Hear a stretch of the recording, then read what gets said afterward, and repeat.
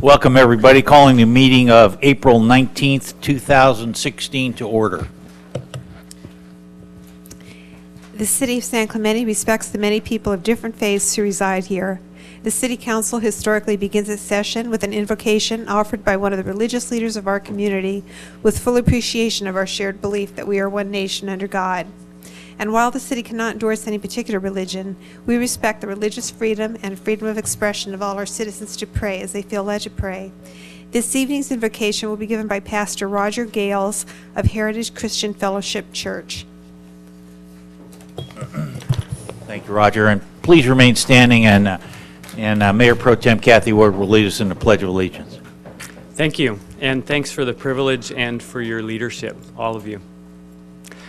Father, we come before you today with thanksgiving, Lord. I saw on that sign, "In God we trust," and indeed we do.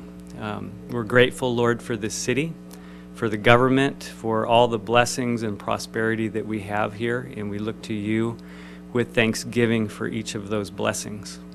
And Father, we pray for wisdom for each of these leaders, these men and women here today, the wisdom to know what's right, and the courage to do it regardless of the consequences.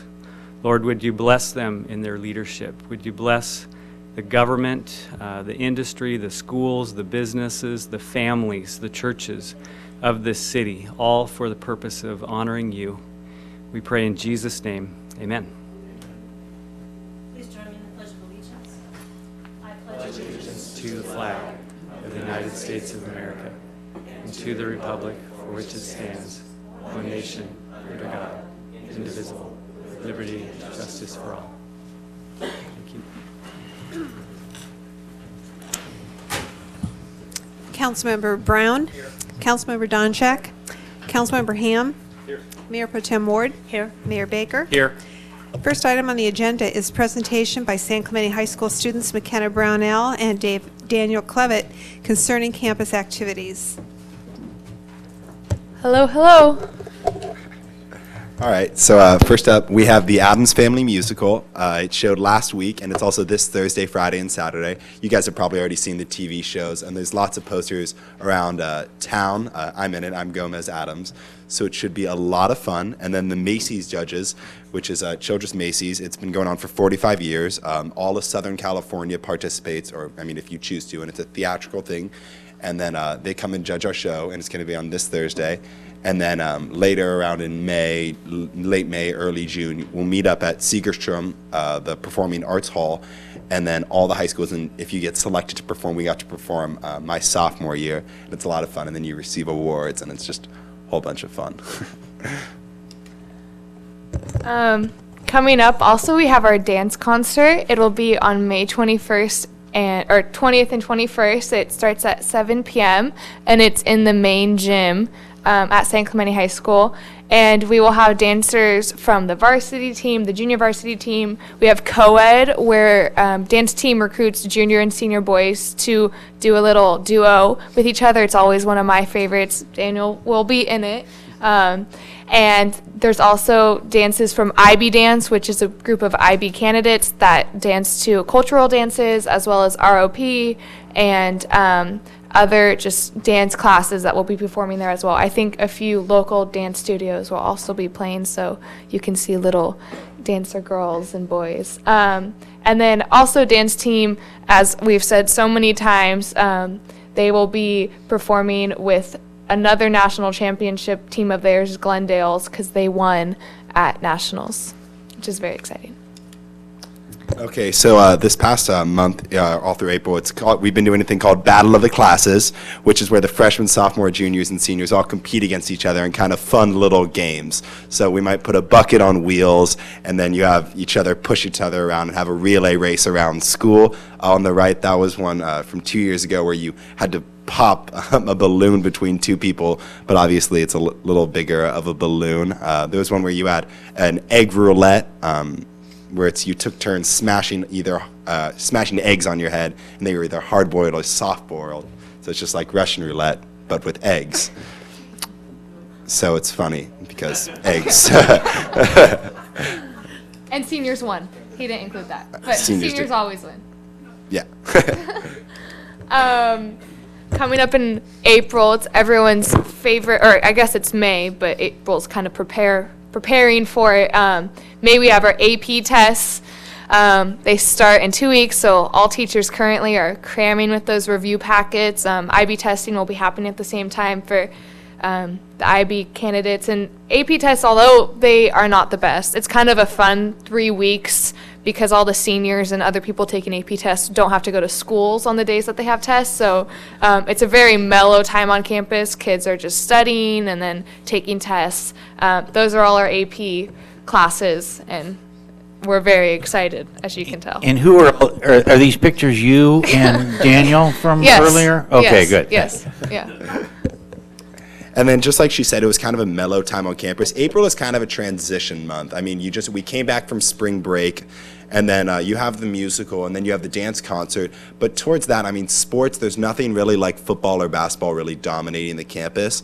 So it's kind of like the program's time to kind of reach out. So we listened to something. I wrote, "It's the most wonderful time of the year," and that's Andy Williams. He sings the song because it's kind of the recruitment time for all the different things. Auto Academy, choir, yearbook. They're all finishing up their activities, but then they're also really focusing on next year too, because with all those seniors graduating and having such a large role, they're gonna have to fill those spots. So April's kind of a more mellow month on our campus. And I just wanted to follow up. Did you guys ever start receiving emails from the school? Okay. I've talked to my activities director, and he said, "Oh, I'll include them." And then, so I was just seeing if it ever happened. Okay, I will try to work on that some more. I just sent an email to somebody on city staff asking if they could reach out too. Okay, just now. that might Okay. be better. Because I'm going to that dance concert. Yeah. I'll be there. He'll be there. You can see us dance. When is the last day for seniors? What is the date? I believe it. June 9th? June 9th is June 9th is graduation, but the last senior day is June 7th, technically. So only 2 days without the seniors there? Yes. Okay. Yes. And that's gonna be it. Any other questions? Okay. We'll see you next month with our new city council friends. We hope next to year. see you as Gomez. I hope I can get a spot. Yes, I hear it's very, very good, so you should all try to see it. Thank you so much. Thank you. Next is a presentation by Sarah Logan of Operation Lifesaver California concerning the rail safety campaign.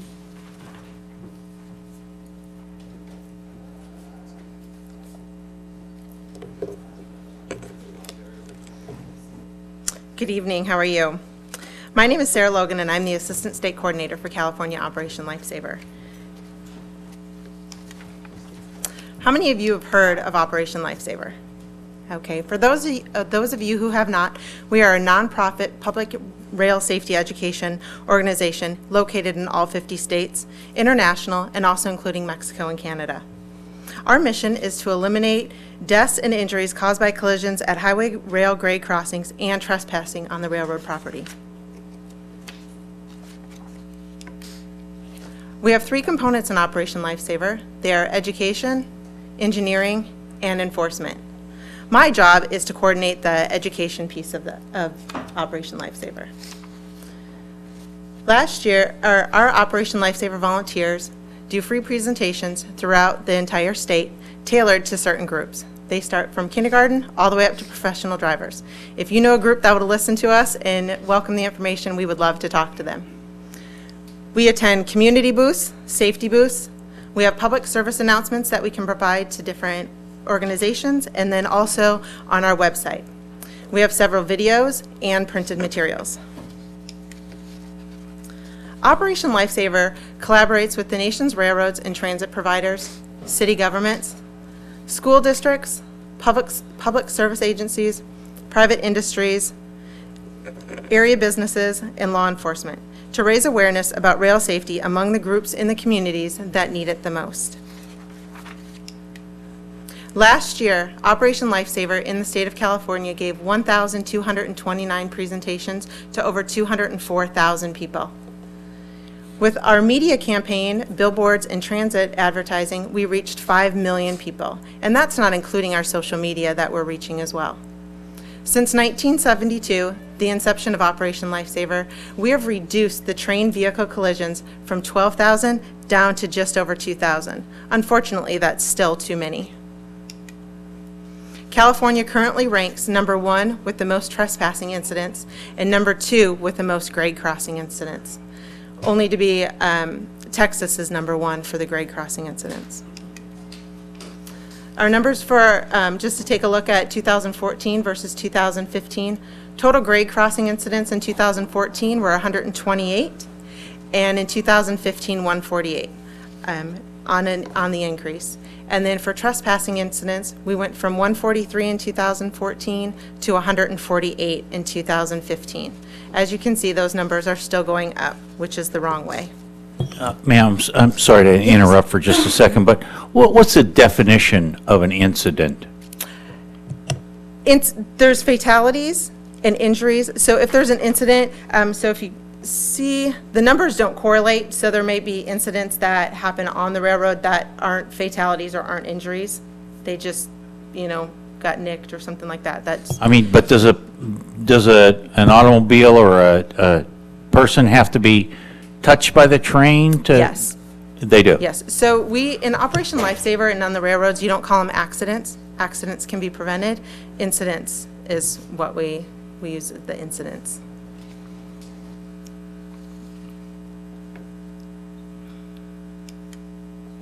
And through our campaign with the City of San Clemente, we are going to have some banners hanging up at the pier and North Beach, and they just came in yesterday, so I'd like to share with you. These will be the light pole banners that will be hanging at those locations. We have an article in the City Magazine that will be coming out next week, and we are working on placing an article in the local papers as well.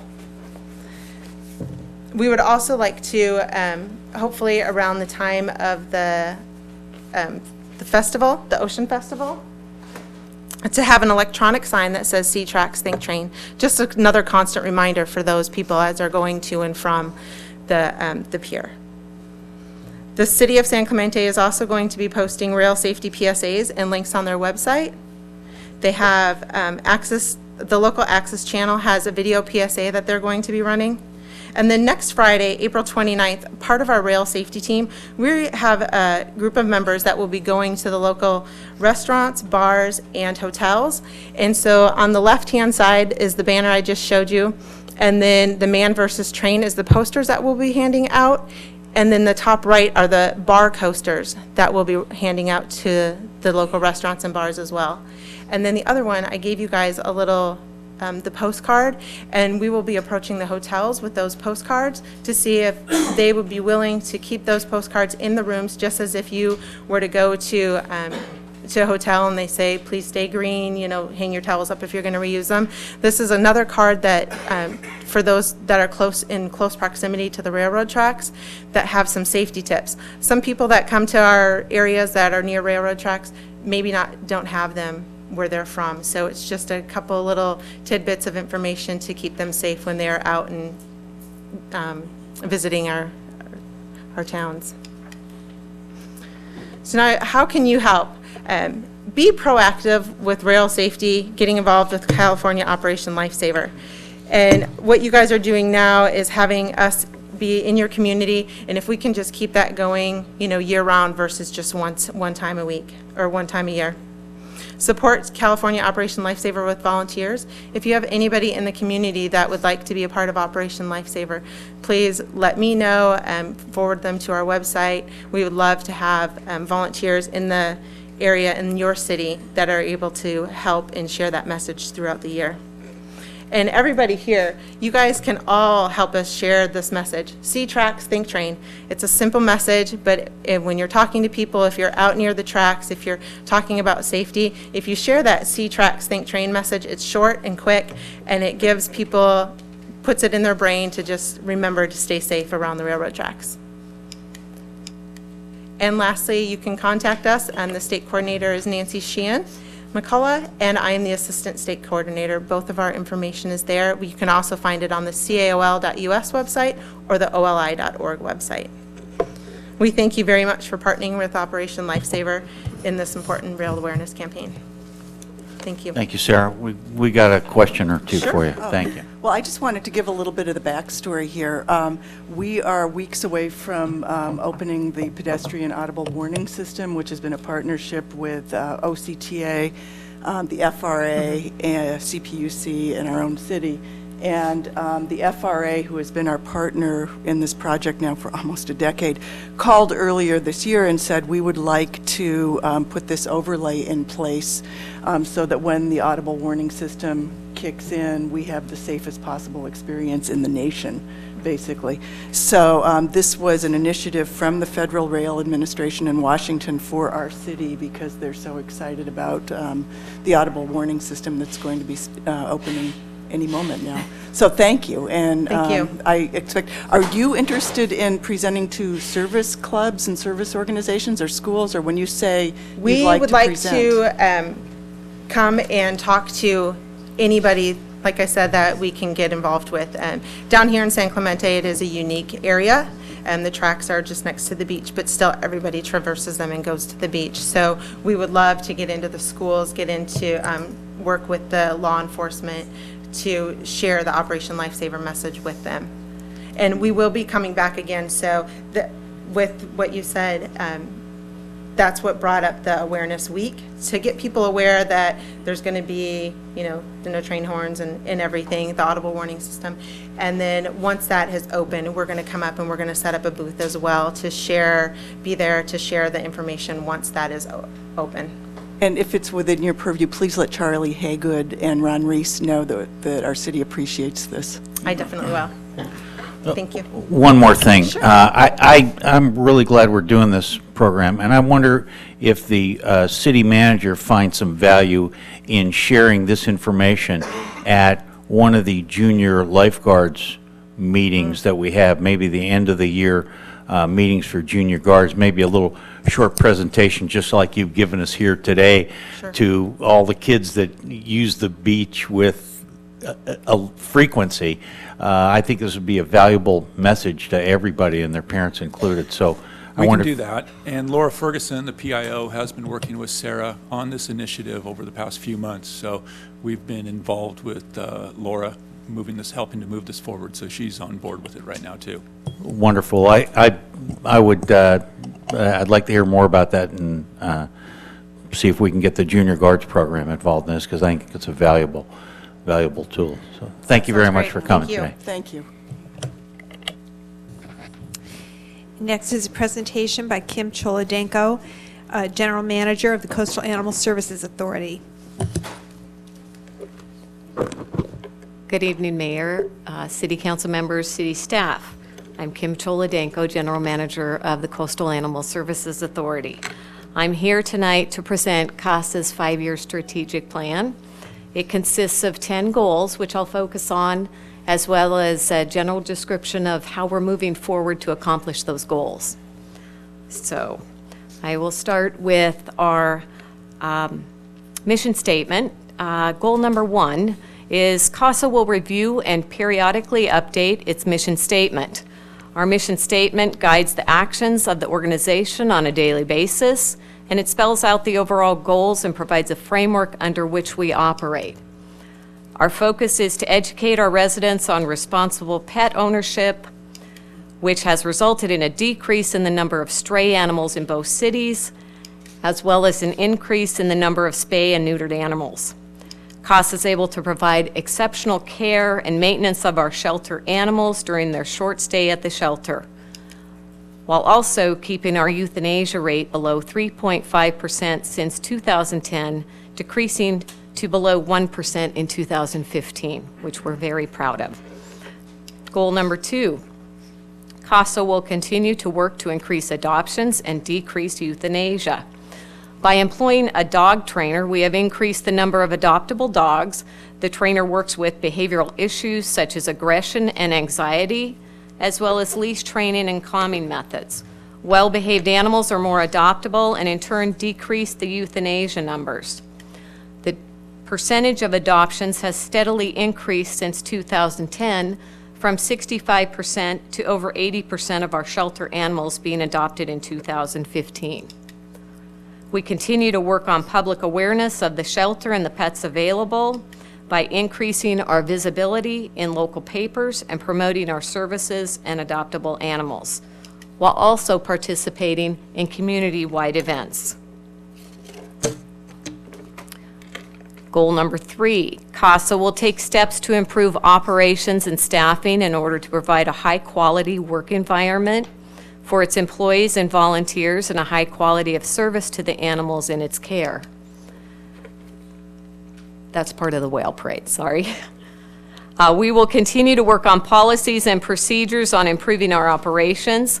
We recently streamlined our adoption process and application by installing 2 kiosks in the front lobby area for all potential adopters. We also allow self-certification for rabies vaccinations online, making it more convenient for dog owners to license their animals. We also have regular staff meetings, allowing us to communicate changes and coordinate efforts in working together as a team and improving our operations by offering the public, our residents, and their animals exceptional sheltering and animal control services. Goal number 4, CASA will continue to work to enhance its image and visibility in the communities it serves. We have increased our exposure in our communities by increasing the number of veterinarians we partner with in our jurisdictions, as well as in neighboring communities. CASA has and will continue to nurture relationships with the local businesses in both cities, including pet supply stores and restaurants, sponsoring fundraising events and adoption events, as well as local big box stores donating animal supplies and food. We work closely with our local sheltering agencies in promoting adoptable animals. Recently, we were recognized by the City of Dana Point and Lisa Bartlett with the Orange County Board of Supervisors in assisting Orange County Animal Care with adopting their more difficult dogs. This is one of our pit bulls that came from Orange County that was recently adopted. CASA will continue to post events, available animals, and educational material in all local businesses, newspapers, and magazines, and expand our contacts with the media in an effort to increase CASA's recognition throughout our communities. Goal number 5, CASA and the Pet Project Foundation will continue to build a well-respected and influential community education outreach program. CASA and PPF are working with school-age children and offering shelter tours, as well as reaching out to local schools by educating them on responsible pet ownership. Scouting organizations visit the shelter on a regular basis as we offer them opportunities to earn various service badges as well as shelter projects for their Eagle Scout designations. CASA continues to offer promotions to our residents and their animals, such as quarterly vaccine clinics. We will be holding our next vaccine clinic on Wednesday, April 27th at the shelter. We will be introducing a new summer program for all elementary school-age children called Calming Tales. This program allows students to read to dogs in their kennels. While studies have shown this improves the students' reading ability, and also is a calming effort for the dogs they are working with and allows them to become more comfortable with the new people and children. Goal number 6, CASA will perform ongoing assessments of its internal operations to assure a high level of public service and satisfaction, and will perform assessments to ensure that it is offering competitive fees for adoptions, licensing, and vaccinations. The San Clemente Dana Point shelter staff have worked very hard at improving our shelter operations as we have increased our adoption numbers, as well as our licensing compliance rates. Our licensing compliant rate has gradually increased by 2 to 5% since 2009. Currently, our 2015 compliance rate is at 36% for both cities. Would you say that one more time, Kim? Go back to that compliance. We're at 36% compliance rate for San Clemente and Dana Point, and since 2009, it has increased at a rate of 2 to 5%. And what do you call compliance? Residents that are licensing their animals, their dogs specifically. So in this slide, it shows since change over 2014 to 2015, our sales were up 2% and our revenue was up 2% since the year before. Is that a low number, moderate number, high number? It seems like, I would don't know. consider, since we've increased every year going forward, that we're improving. For our local agencies, I would say it was a high number. I've seen agencies lower than 20%. I've had agencies that are at 40%. So we're almost there. We're continuing to increase our numbers. how do we monitor that? Does anybody sporadically go to the dog park? Do folks talk about other dog owners? How do we? Well, one area that we've addressed is when animal owners vaccinate for rabies at veterinarians' offices. We are requiring that the vets send us their rabies certificates, so that's a way to monitor it. And that's helped us quite a bit increase our numbers. If there's a citation given by an officer in the field, then we also address that and require them to license at that time. So it's patrolling, it's monitoring through our local veterinarians. It's our vaccine clinics are very helpful. We offer free rabies vaccines during the clinics, so it encourages people. And we've tried to educate the public on the benefits of licensing. So. Okay, thanks. Okay, let me move forward. The San Clemente Dana Point Animal Shelter staff have worked very hard at improving our shelter operations as we have increased our adoption numbers as well as our licensing compliance rates. Our licensing compliance rates have gradually increased. Sorry, I'm going over the same thing. Let me move on. CASA staff will continue to evaluate performance and operations by public feedback, online reviews, and web-based notifications and comments. In providing the public with accurate information on our animals, programs, adoption process, and licensing, we've created a script that is placed in multiple locations throughout our front office area. Volunteers are encouraged to reference this information when speaking to the public. The script has eliminated complaints from the public due to the consistency and accurateness of the information that is provided. CASA and PPF both have a Facebook page where we receive public comments which are overwhelmingly positive, as the residents of both cities greatly appreciate our efforts in animal control and sheltering. Goal number 7, CASA will perform a comprehensive facilities assessment and will continue the capital improvements. CASA will continue to upgrade the facility by replacing and/or repairing areas in need. More recently, the shelter flooring was replaced due to water damage that resulted from the moisture barrier failing. Multiple shade structures have been constructed or repaired in the dog play yards. Permanent aluminum shade covers were installed in the dog kennel area for shade and shelter from inclement weather.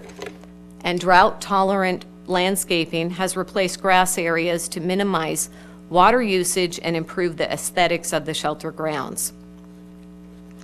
Goal number 8, CASA, along with the Pet Project Foundation, will take steps to improve the effectiveness of its volunteer program, focusing on recruitment, training, evaluation, and retention. CASA continues to nurture the relationship with PPF volunteers. We are very cognitive of the efficiency levels in our programs and operations involving PPF and continue to look at ways to make improvements. Communication and mutual respect has played a vital role in our partnership.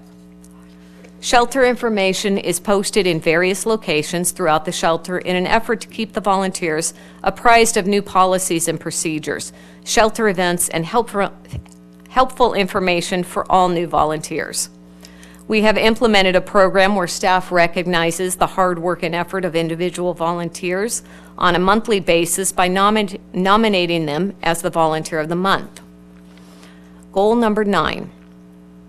CASA is committed to implement improving planning and evaluation efforts, including contract negotiations, risk assessments, and budgetary processes.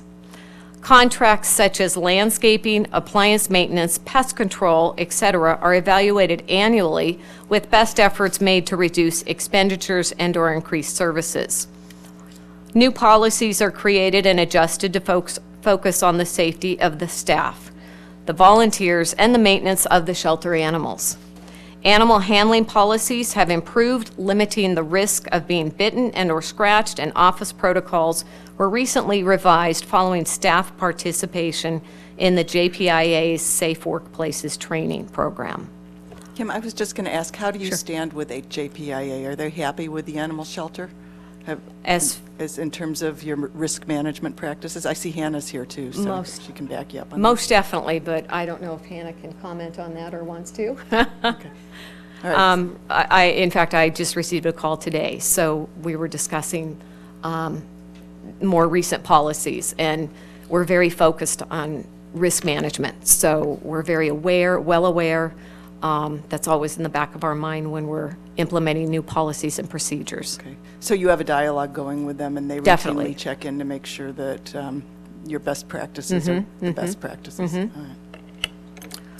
right. Let's see, moving on to goal number 10, our last goal. CASA will perform an assessment of its information technology needs and develop a plan to upgrade and integrate the most efficient programs to service our needs. Information on adoptions, animal control investigations, citations, licensing records, etc. are stored and accessed through our software program, Chameleon. This program can be expanded to accommodate our changing needs. Recently, multiple reports were created to access various data on our shelter animals and adoption statistics for record-keeping purposes. The Chameleon program will continue to accommodate the needs when new programs in our shelter statistics are requested to improve our operations. CASA will continue to update our website by offering useful sheltering and wildlife information for the public, along with access to licensing and adoption materials. And that will soon be changing so that CASA has their individual website separate from the city. So I'll add that at the end. Any questions? Okay. Questions for anybody? I have a question and a comment. How much capacity do you have? How many empty We kennels? we're in the low 20s for our dogs. So you have We have 20% vacancy? We have Or 48 80%? kennels total. We have 5 quarantine kennels and 5 incoming new animal kennels, so that's 10. So 38 is for the general population, and we have 20. Okay, so you have, and 20, low 20s, I So you're can't. kind of at about 60% occupancy, yeah. And the cats? Cats, we have approximately 25 cats as of today. We have a number of mother cats with kittens in foster, so those will be coming in, and those will increase our numbers substantially. Well, so I guess my question, which might be better directed to Chris, because you're our representative. I've been watching the county with interest as they just announced their new $35 million animal shelter, and I've seen that I think Laguna Hills has opted out, and I know San Juan Capistrano participates, Rancho Santa Margarita participates, Lake Forest participates, but I think they're staying in. I'm not sure. But I guess my question would be, or my idea would be, let's keep an eye on what's going on there, because if there is capacity and it makes sense, have you been approached by any cities? I haven't been approached, but I spoke with the mayor of San Juan last year and offered that if they'd like to join, we had some preliminary numbers and we discussed, but it didn't go anywhere. Because I spoke to a San Juan council member last week who sent me what the analysis was for their contribution to the new shelter, and it's incredibly affordable for them. But having said that, it's all predicated on Santa Ana and Anaheim and the bigger cities staying in the program. So I guess let's just keep an eye out. I think in general, all of our local shelters, which I meet with the directors on a quarterly basis, we're all very low on the number of animals we're housing right now. Okay. Why that is, there's probably a number of factors that are involved. But to have discussions and take on another city. There's It's a so many complicated factors policy issue. involved, so Yeah, it's not totally. I an totally get easy that. And I also know that formula. you've got an incredibly well-run, high-standard, no-kill shelter that's been improved systematically over time, and we don't want to mess with it if it's not broken. So, but I am just watching the county out Sure. of the corner of our eyes. Sure, thank you. Thank you.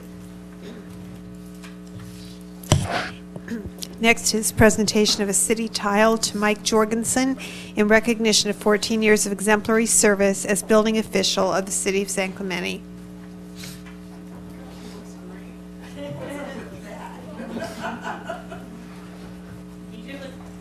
You do look tanner than you did before.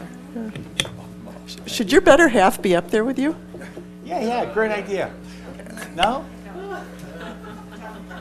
All right, stand there. She wants to take a picture of yourself. Oh, here, hold the other half of that flag. There you go. I'm going to give that to you. Okay. And I want to say the key word in there was exemplary service to the city of San Clemente. I want to thank you very much for that, Mike. Even the folks that didn't know all these years that you worked for the city of San Clemente should appreciate all the great work you've done, because you've taken a very difficult job and handled it with skill and grace. So I want to thank you very much from the City Council and all the citizens of San Clemente, filling a very important role in our city for a long time. So thank you personally, Mike.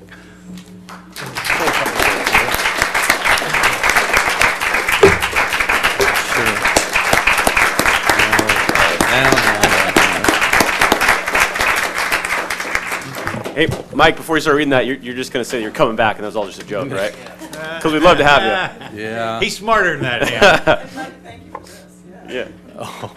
That's your resume. You're submitting that to James for the job Right, opening right. credit? But no, thank you for the, first of all, thank you for the opportunity to have worked for San Clemente in the first place. And I've got to thank the great city staff that I got to work with, that worked so hard over the years, and this council and the past councils for their, support over the years. But, I'm very proud of what the division did over the years, and thank you, Bob, for your kind words. But it wasn't just me. It was because of the, only possible because of the, the dedicated efforts of the, the frontline staff that's out there doing the work every day. And enforcing the state codes, what they do every day is not an easy job, and they do a good job of it. The codes are very, very different than when I got into the business. I started 32 years ago. The last 14 years have been with the city. And I'm ready to do something else and relax and spend some time with my wife, go for walks on the beach trail. So, but a final thought, I guess I would ask for you to continue to support the building division staff the way you have, because they have it's a difficult and an often thankless job that they do, enforcing the ever burdensome state building codes. So, thank you again very much. Bob, well done. Thank you.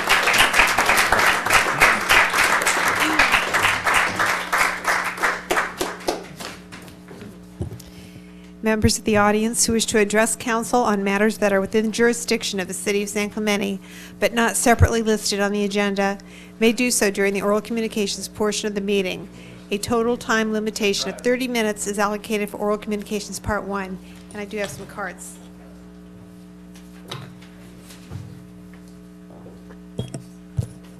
Okay, we'll hear from Michelle Schumacher and Tara Hamilton and Anthony Lafrano. Then a few more after that. Hi. Hello. Good evening. Thank you guys for having us all here tonight. It's nice to see everyone again.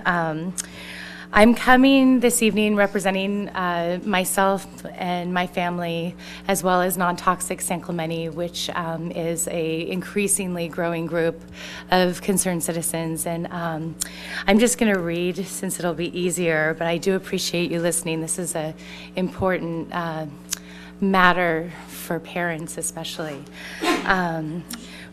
We're really concerned right now about the lack of scrutiny Orange County Vector Control seems to be using in evaluating the health risks related to its plan of aerial spraying. They have a frequently asked question section on Vector Control's website that purports to answer the most commonly asked questions, such as, does Duet pose a health risk to humans? Is in fact just a product data sheet created by the manufacturer of Duet, which is what they plan on spraying aerially. Not surprisingly, it's full of assurances regarding the safety of its product. When we shared this frequently asked questions sheet with Bruce Bloomberg, professor of developmental and cellular biology at UCI, and an expert in the field of endocrine disruptors, he pointed out numerous inaccuracies in those assurances. Professor Bloomberg could not be here this evening due to a scheduling conflict, but he said that I could provide the following corrections on his behalf. The first, Duet does not endanger human health. According to Professor Bloomberg, this statement is blatantly false. Prior to registration, EPA evaluates the results of testing performed by the product manufacturer for safety. The only endpoint tested is poisoning. So that's the only thing that's tested. You know, you can, if I drink this, will I die right now and be poisoned? You know, that's the only test that's done. So long as no one experiences acute poisoning during testing, the product is approved. They do not test for long-term effects, and EPA registration is no assurance of safety. In fact, a product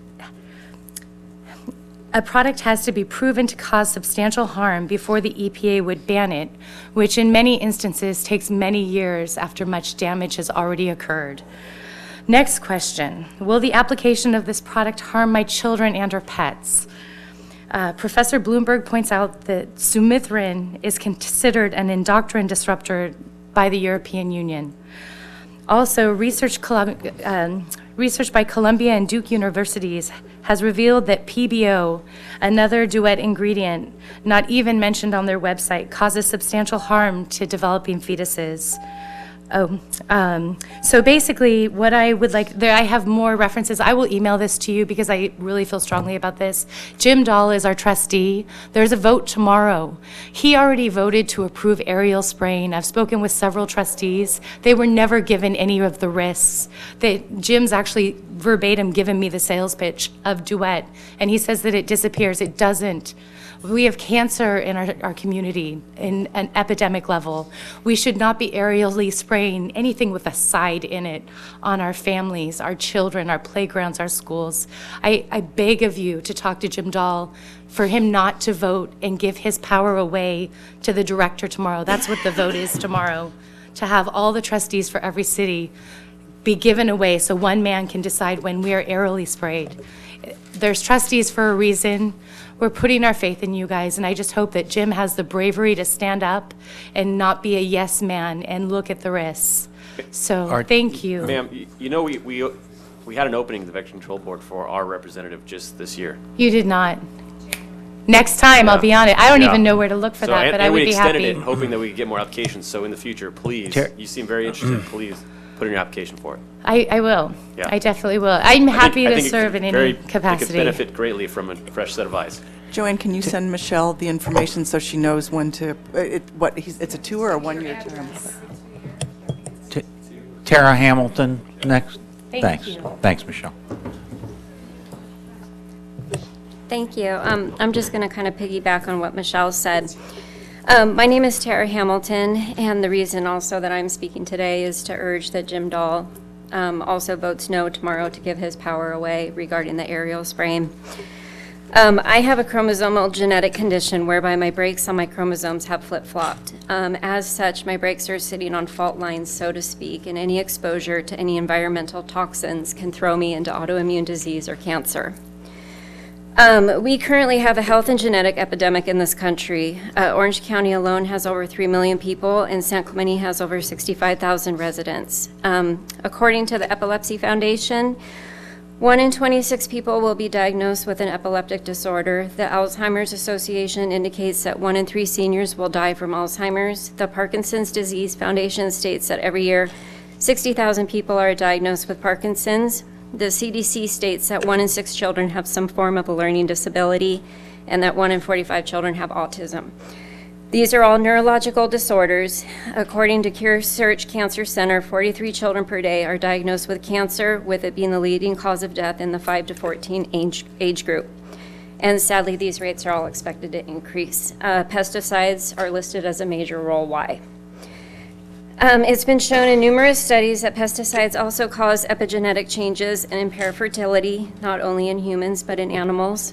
And according to a study that was done, it was indicated that pesticides are known endocrine disruptors, and there's been associations between longer menstrual cycles in women who have been exposed to pesticides and developmental defects as well. Spraying the pesticides is harmful to our entire community.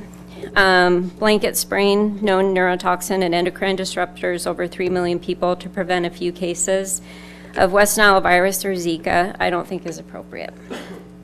The product that will be used is Duet, which is an adulticide. As you know, side means to kill. Sadly, using any form of a pesticide does not discriminate in who it targets. Unfortunately, spraying will not only kill mosquitoes, but honeybees and all forms of insects. In its own frequently asked questions, the manufacturer states that it's an insecticide and may be toxic upon direct exposure to bees active outside the hive. It also may be toxic to some aquatic organisms, including fish and invertebrates. The data safety sheet of Duet indicates it's harmful if inhaled and fatal if swallowed, and it also states to avoid breathing mist, vapors, or spray. OSHA has classified this material as hazardous by the 2012 OSHA Hazard Communication Standard. It's very obvious to me this product should not be used. Long-term studies have not been conducted, nor have the health risks been assessed for pregnant women and especially young children. What is the end result here?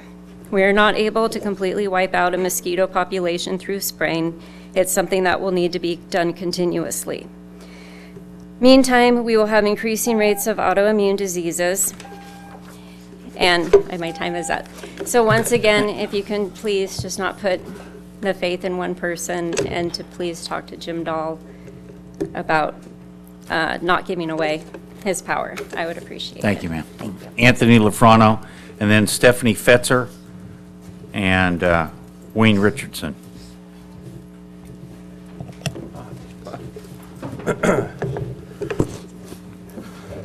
Yeah, I know it's a song by Metallica, and you all think it's a book by Hemingway, but it's actually a poem written in the 16th century by John Donne. I'm going to need you to scroll down eventually.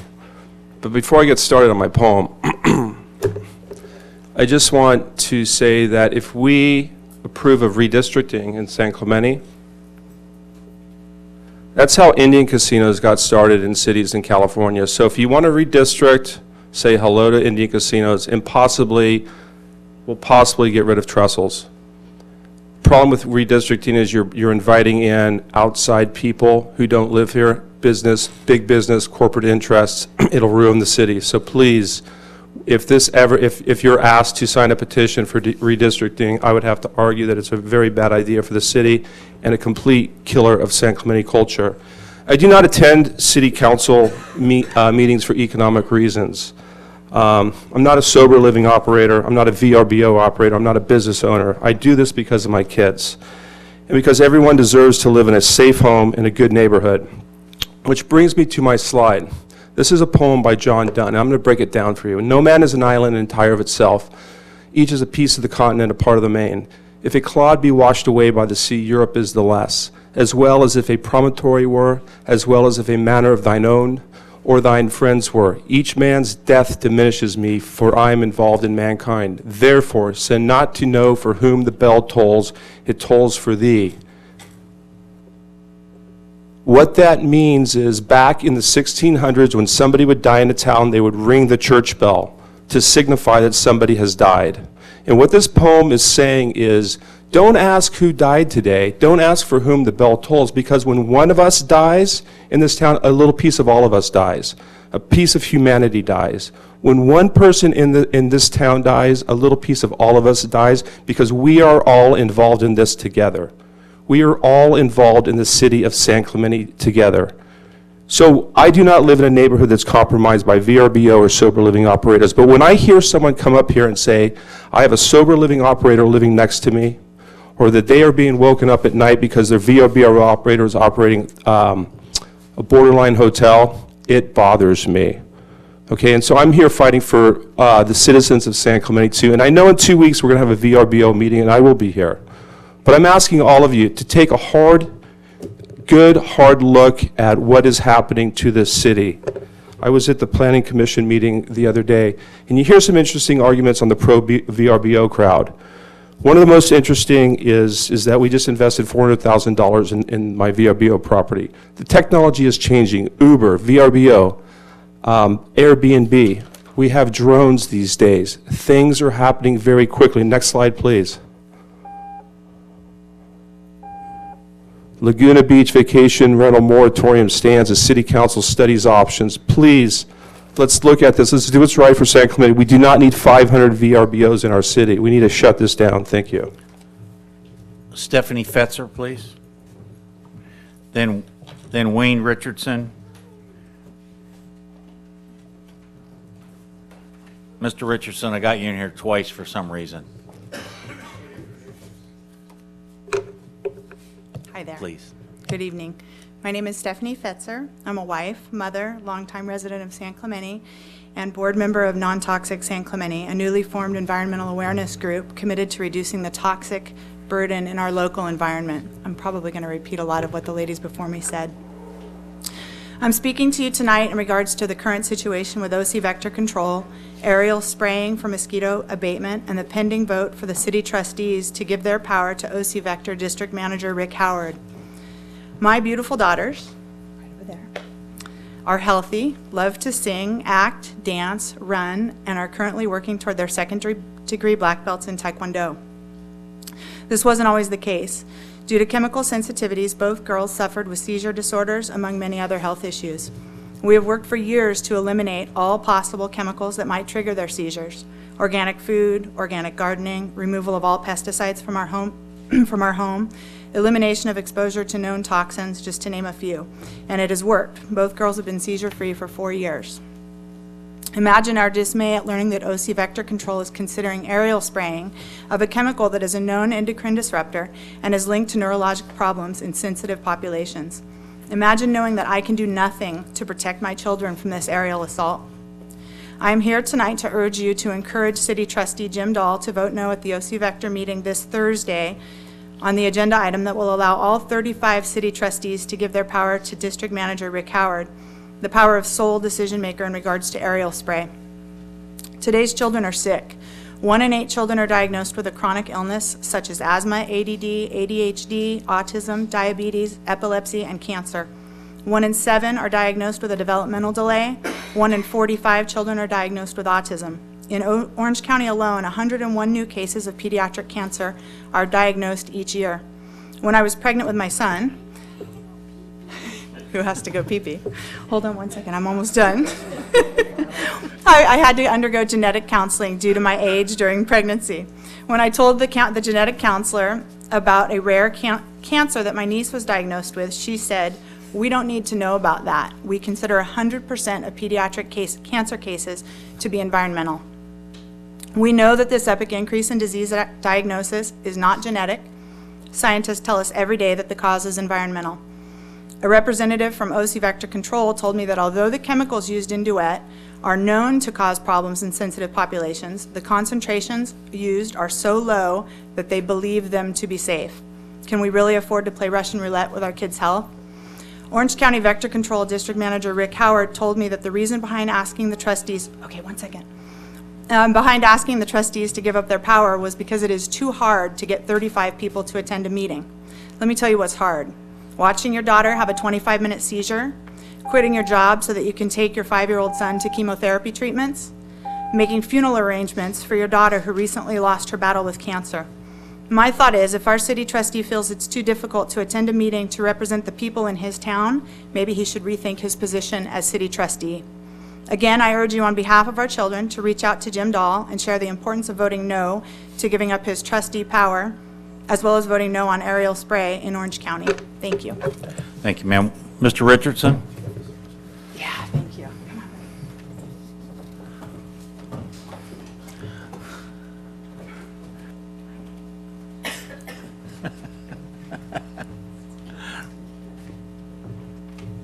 Mr. Richardson, before you start here, tell me again about the two cards here.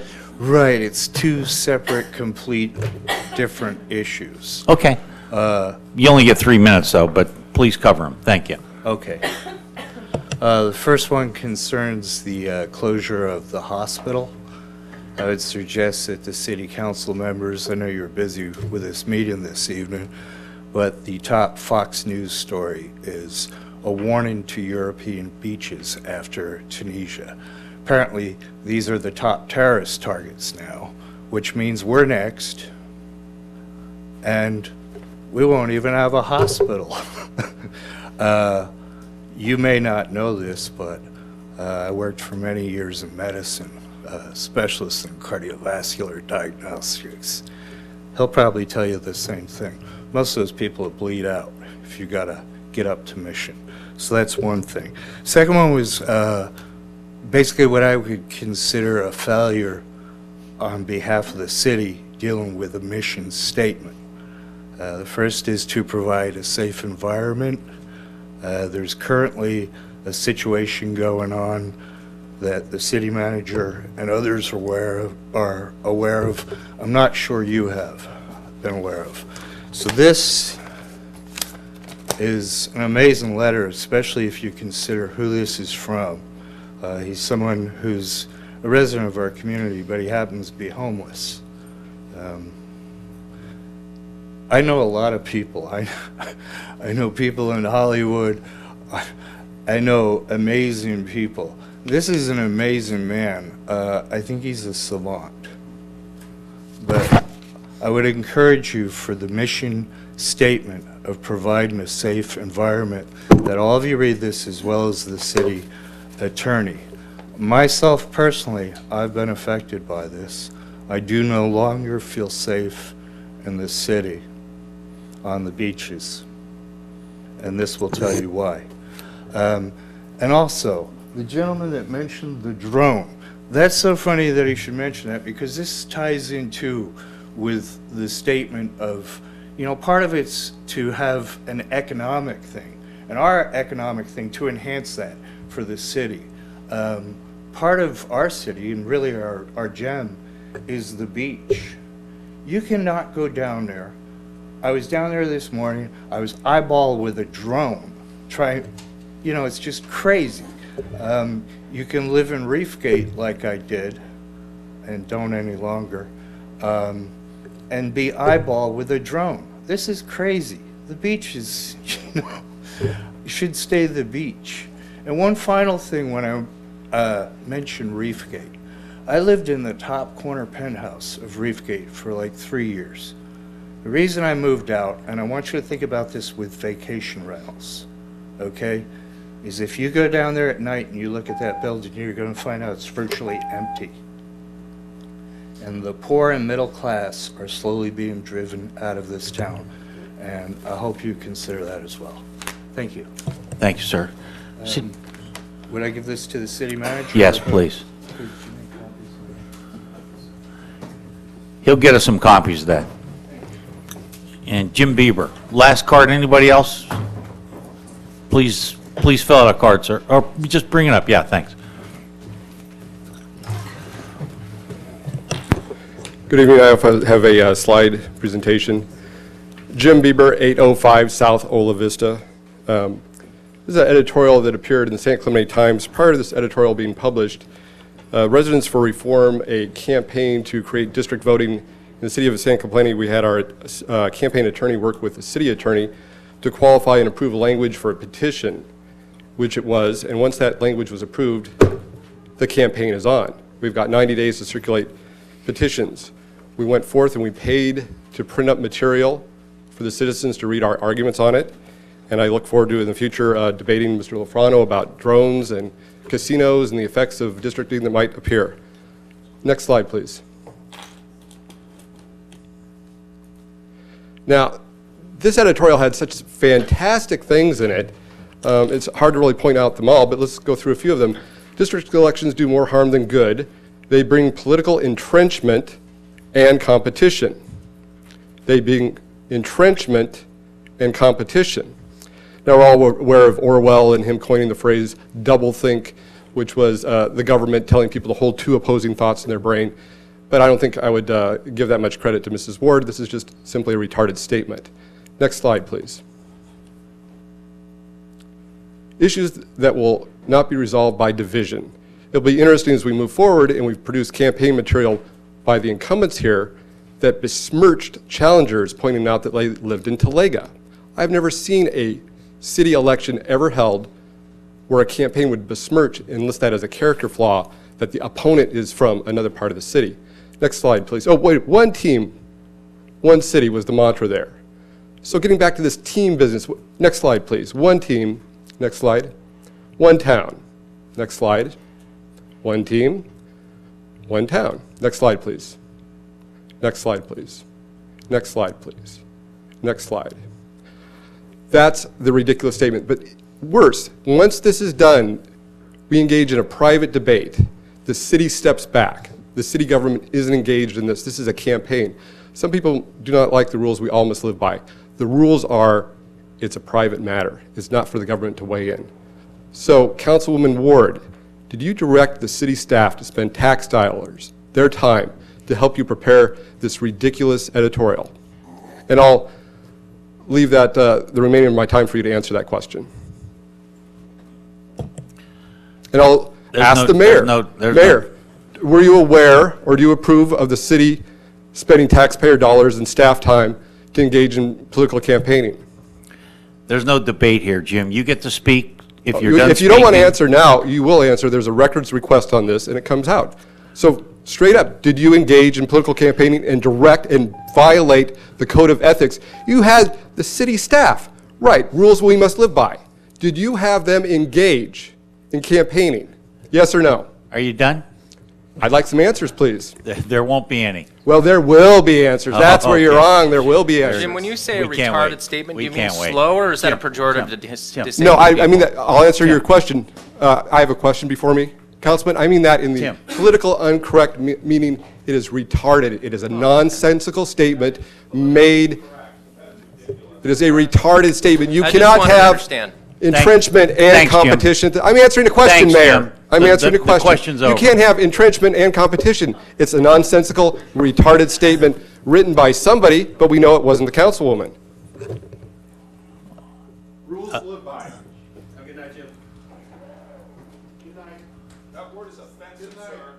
That's offensive word. Sir, I'm not sure what to do about not giving your name here. Doesn't have to. Doesn't have to? All right, please come up and speak then.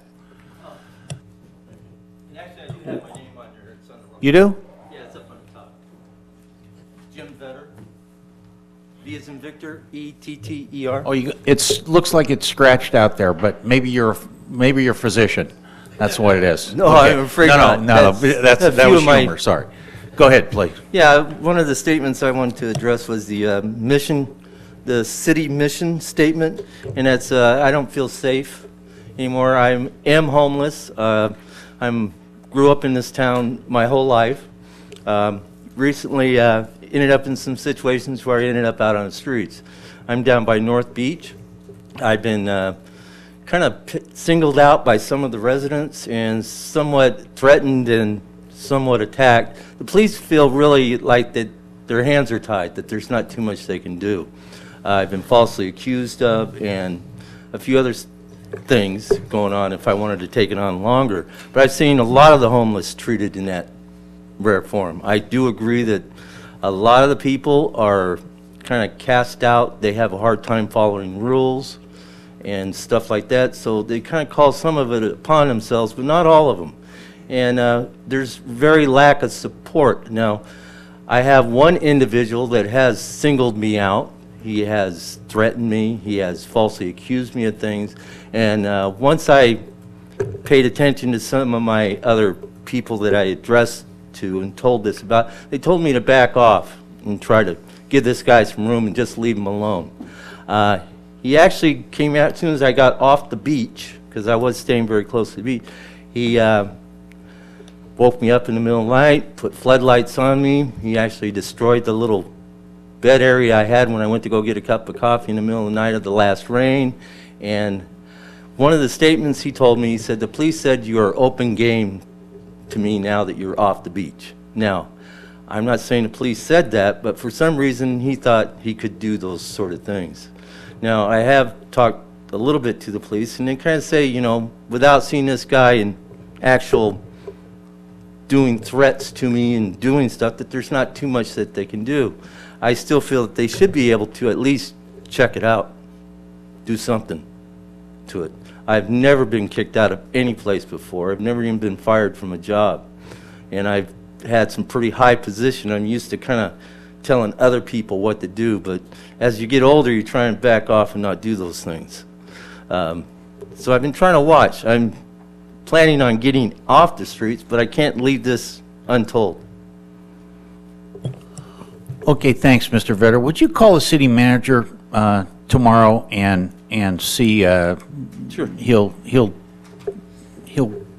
direct you. Okay. All right. Thank you, sir. That'd be good. Thank you very much. You guys Richard Gardner. And that's the last card. Anybody else? Good evening. I'm Richard Gardner from Capistrano Beach. And I thought I'd take a second to come down and suggest a concept that I think will eventually happen. And I thought I would let San Clemente know that things are getting ripe for pickings. And because of what a great job the city of San Clemente has done with its water and sewer systems over the years, it may be appropriate for us to consider consolidations to provide the same high level of service with lower overheads. Because as you know, with the cost of water, well, actually selling less water by 25%, you're going to be forced to raise your rates, just like everyone else. But also, all of the wholesaler and Met will also be raising their rates.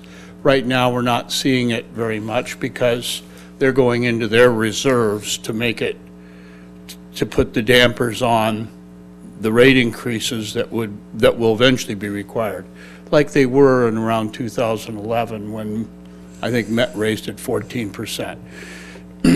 So the reason I'm speaking to you is because I can see a coastal water district that will provide excellent service, that would have your staff, key players. And I go back to the day when Tri-Cities Water District, when the reservoir that was built in San Clemente provided the drinking water for all of San Clemente and Capistrano Beach, and became the terminal reservoir for the joint regional transmission main. And that was a great step forward that enabled San Clemente to grow up and exist. So it's those kinds of things that happen when there are working together groups. So I'm just suggesting that the general and administrative costs of operating a district of, say, 17,000 connections like your own, or 12,000 like South Coast, or 11,000 like San Juan, or even only 8,000 like Laguna, that these could be bundled up into a special district that would only be about the size of Mold Miguel. And then there could be a very straightforward way to enable the cost sharing to be done properly so that nobody's injured, especially not San Clemente, since you don't even have any property tax supporting your water and sewer like every other city and district. So I don't know exactly how it'll unfold, but I'm sure you're aware that the city of San Juan, your neighbor, has asked to have look at options to unload its water and sewer services to another third party. So maybe that third party maybe is you. Maybe you become the entity that provides the good service in South Orange County. Just an idea. Thanks, Mr. Gardner. Could we have a motion to waive reading in full of all So moved. resolutions? Before we go on to that, Joanne, I have a couple of questions for the city attorney. The issue raised about the Orange County vector control tonight, nothing's on the agenda, so there's really no action possible to be taken. But if individual council members felt the need, they could certainly send Mr. Dahl a note. Is that? Absolutely, Mayor. That's an option. There's also the possibility that the council could vote to add this to its agenda as a late breaking item, since it came to your attention tonight and you won't meet before the meeting in question. So either approach would be appropriate. We have information on just a vote? I don't feel comfortable, because the question is to consult with Jim. Jim's not here to talk about it. We don't know what other types of aerial sparing we proposed. I feel comfortable reaching out to him directly and getting the information and then waging my opinion there. But for a council to vote on this without a staff report, alternatives, Jim being here, it's really hard. Can't we agendize this to talk about it in new business and just say as a council that our direction to him is we do not want the vote consolidated? We're not voting on aerial spraying or anything. It's just to consolidate the vote. This is late breaking news. I've been following this and I have not heard that that was happening. The council has the ability with those findings that it came to your attention since the agenda was posted and it can't wait. You could add it with a 4/5 vote, or you could give that input to him individually, as you suggested. Either approach is appropriate. You know, and to Kathy's point, to Kathy's point, I wouldn't recommend us telling Jim to take action on aerial spraying, but To give up our vote without community input and to vote one person, I have a problem with that. well, I would say that it would be far better if we all weighed in privately to Jim. Anybody that felt. I would like to agendize it for tonight, under new business, where council gives a direction, and then our staff could give that to him, and he could go there with the stronger position tomorrow saying, City of San Clemente does not want to give up their vote or the people's right to. No, I don't think so, because we don't even know. We got conflicting information whether the meeting is tomorrow or Thursday, so there's too much. Does that matter when the missing. meeting is? It's before our next meeting. I'd rather just reach out to him and hear, A, why he didn't feel like he needed to come and see us, and B, what the issue is. That's how I feel. I'm going to send Jim a note and ask him a couple of questions, but I'm not, because we don't have a staff report, we don't have any information. So, all right, that's one question I had. The other question is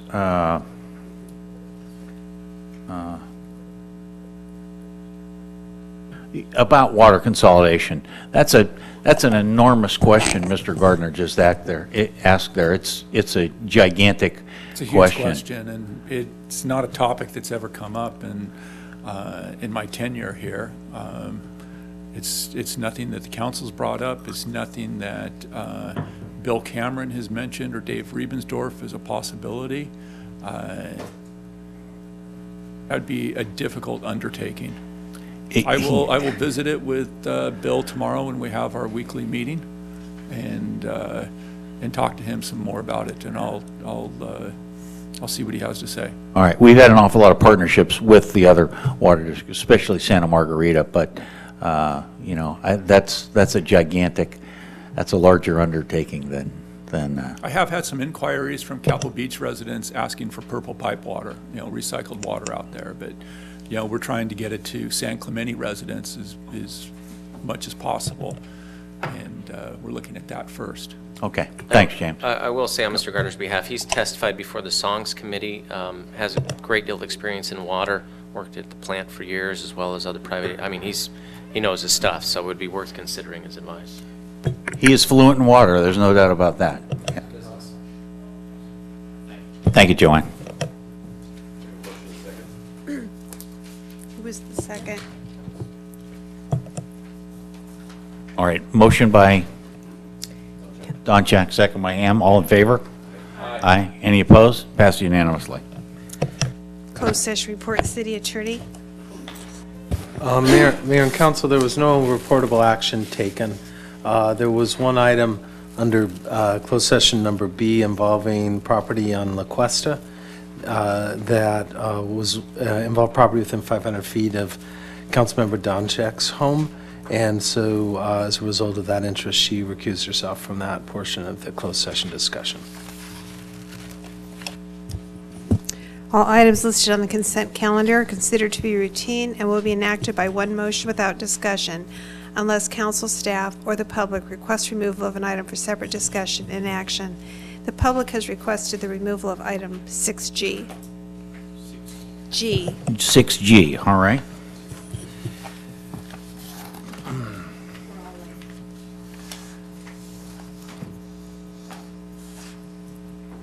Anybody else? I and J. Okay.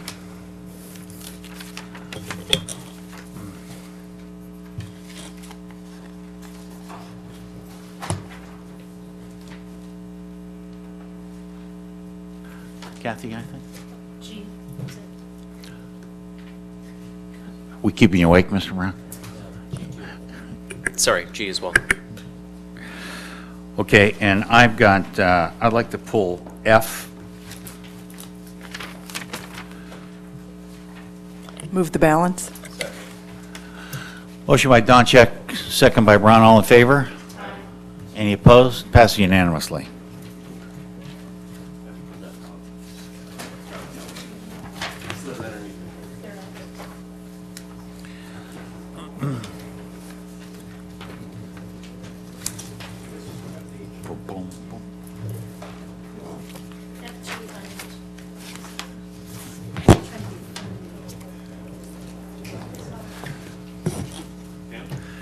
Pam, I've got a couple of questions for you about F here.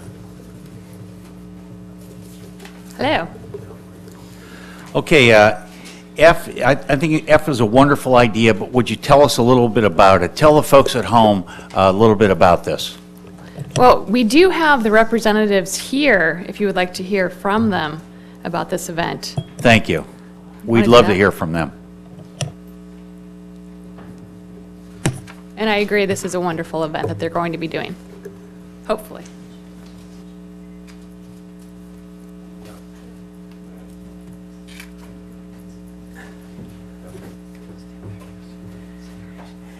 Good evening, Mayor Baker, members of the City Council. My name is Al King, and I am a member of the foundation for the San Clemente Lifeguards and Junior Lifeguards. You've asked about our proposed inaugural swim that we would like to have on the 5th of June. We would propose to have a 400-yard swim for the younger age division, which would be from 9 to 11 years of age. And then we were proposing to have an 800-yard swim for two older age divisions, 12 to 15 and 16 and above. We've proposed the date of June 5th because it coincides with the annual open house that takes place at headquarters for marine safety. And June 5th also initiates a week promoting National Beach Safety Week. So the swim would kind of be a kickoff for both the open house and the community celebrating the importance of beach safety. This is an inaugural event in conjunction with both the Lifeguard Foundation and our partner agency, the Friends of Beaches, Parks and Recreation Foundation, which we appreciate their assistance so much. And we're really excited about the idea of bringing a swim to San Clemente.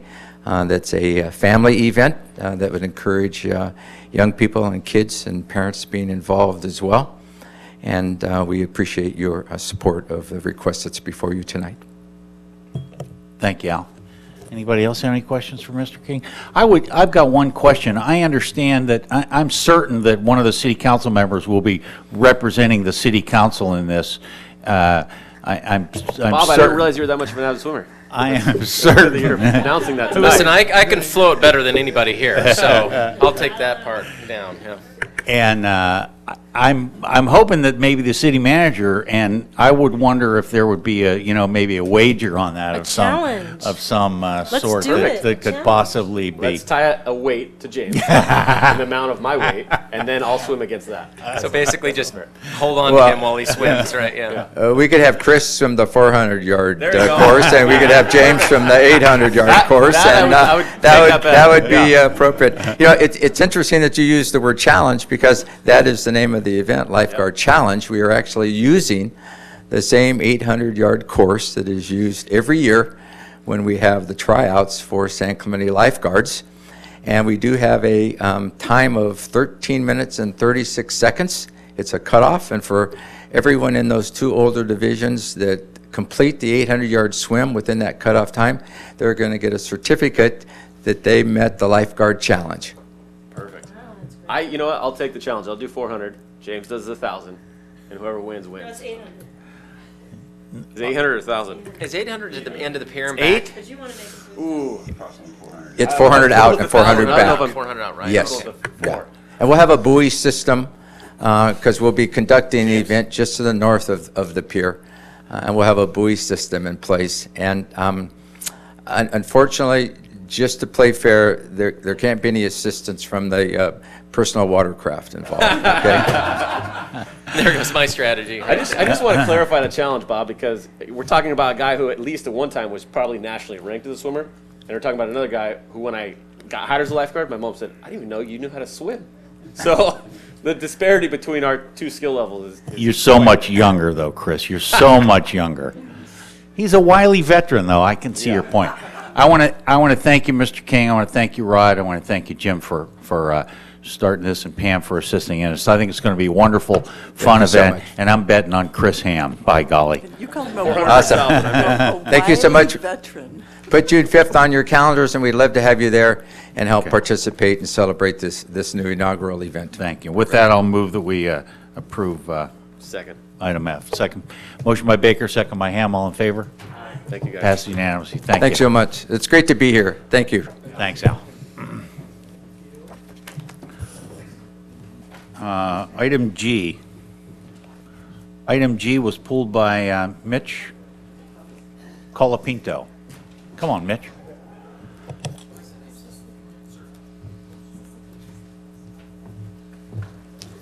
Well, I'm Mitch Colapinto, live in San Clemente. I think I fit in pretty well here with this group. I'm a lifeguard as well, and a swimmer. 30-year lifeguard at San Clemente State Park.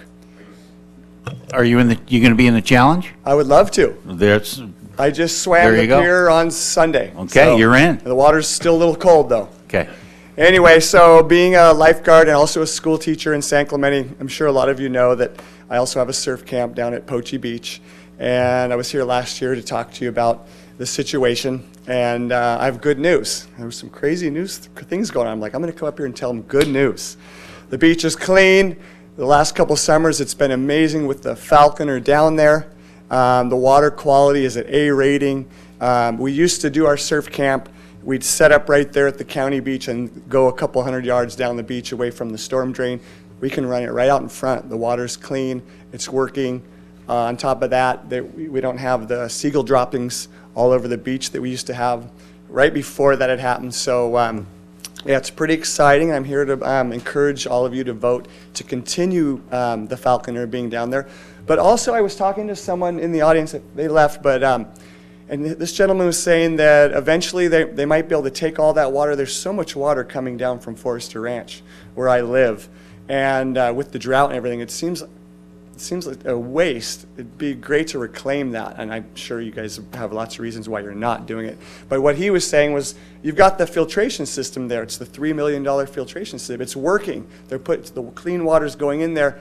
He was saying it maybe in years to come, it'll be diverted to Dana Point, where the main treatment plant is. But that would be the best thing, to just dry it up altogether. But I've also gone to some Coastal Commission meetings, and it's considered an estuary down there. So it's a difficult situation, but it's been working the last few years, and I want to thank the city for having that program. Any questions about Poche or anything? Thanks, Mitch, but difficult does not even begin to describe the situation. I just Thank you. Yeah, All right, yeah, thanks. At Poche, right? Yeah. Yeah, and you have to remember, I've been on that beach for 19 years. So if you ever want to have any questions about how the high tide comes in and floods it, like how they built the trestle 2 feet lower, so now the catwalk's lower. There's so many things going on there that you're aware of. We've all been there. Yeah. Mitch. But I've been there 19 years. So anyway, Okay. the beach is clean. Thank you. Thanks. Thanks. Have a good Thanks, night. Mitch.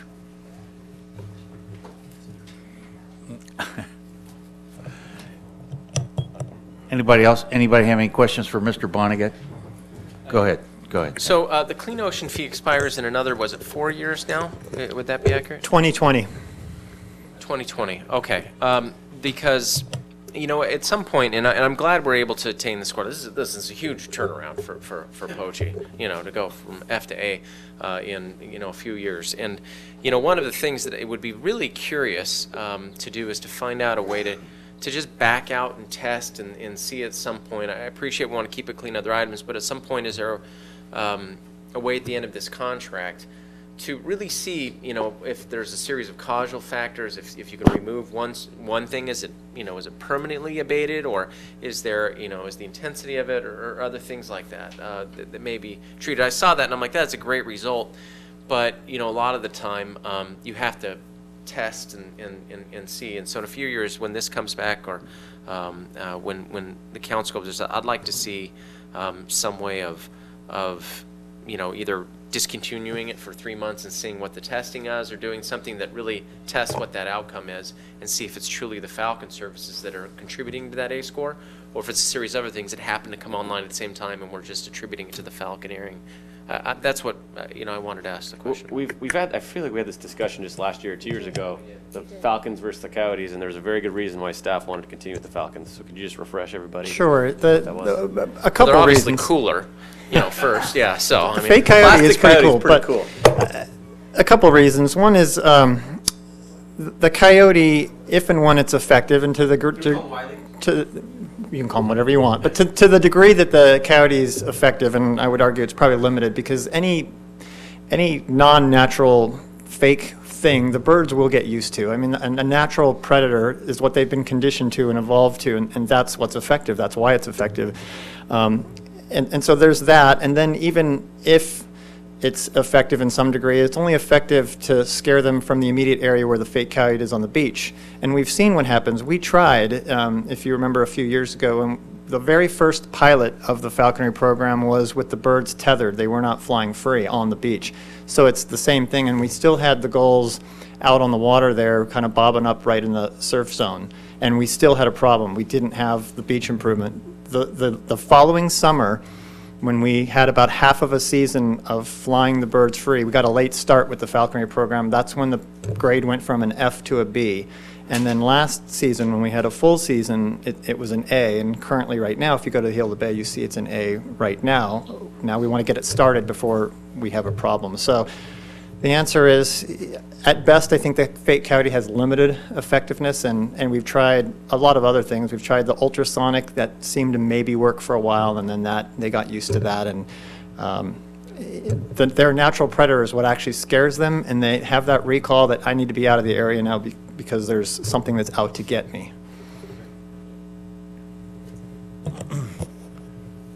What does Heal the Bay test for that gives us these grades? Well, Heal the Bay doesn't test for anything. What does Heal the Bay read out of the test? They are picking off data from a number of other agencies and aggregating it into a, arguably a more user-friendly, comprehensive report that covers the entire West Coast. But the data is coming from the Orange County Healthcare Agency, and what they are testing for are what we call the indicator bacteria that are codified in state law.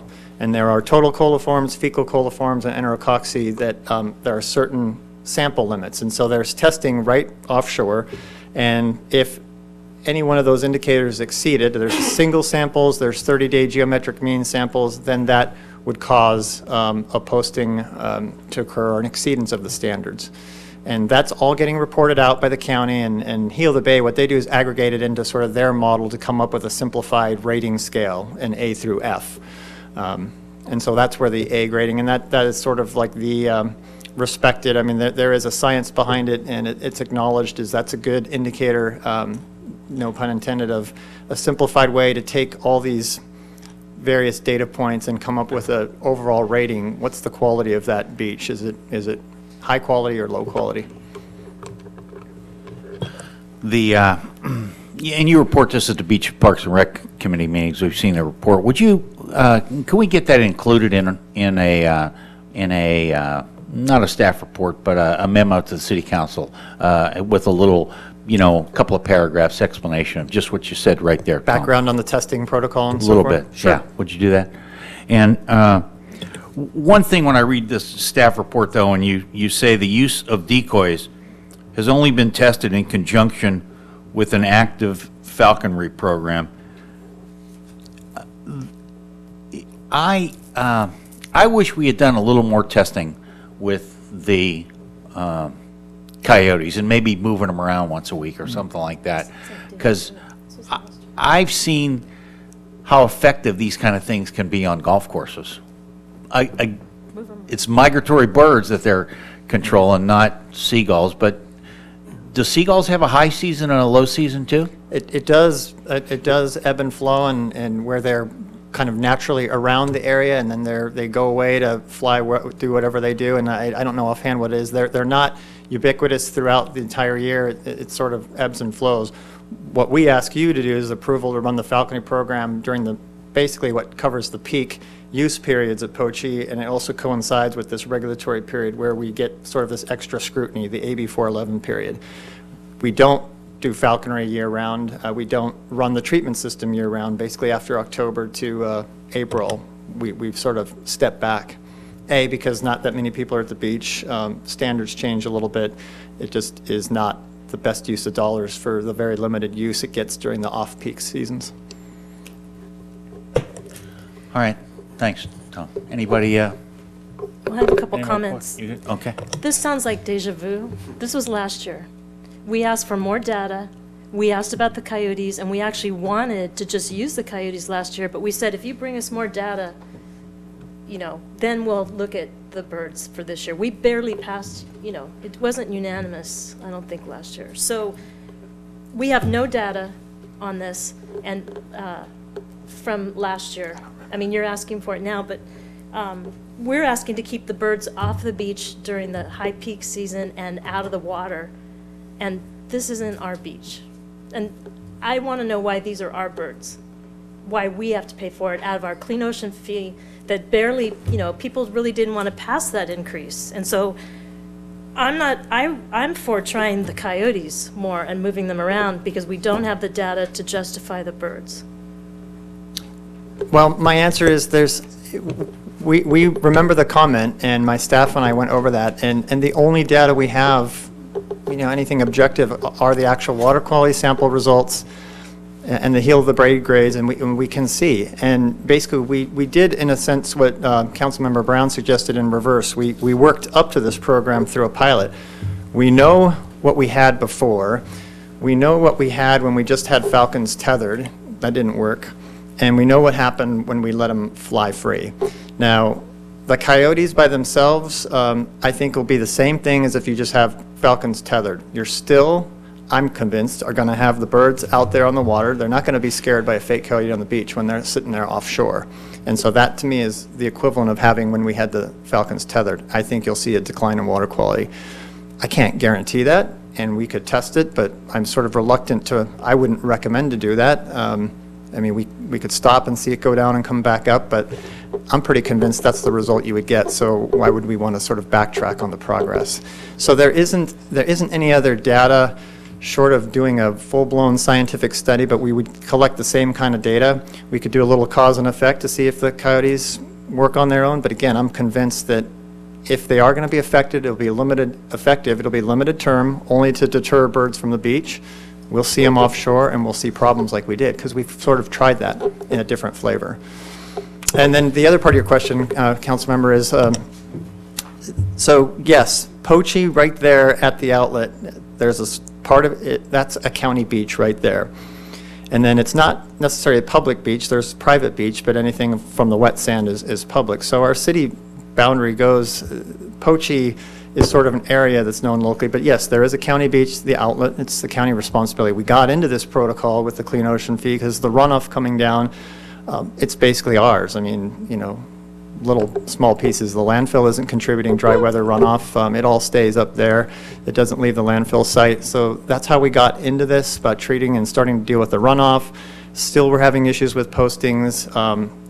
So Poche Beach itself, it lists there, and well, technically, yes, it's a county beach. We've got City Beach that runs right up to the, you know, near where that Shore Cliffs Beach Club is.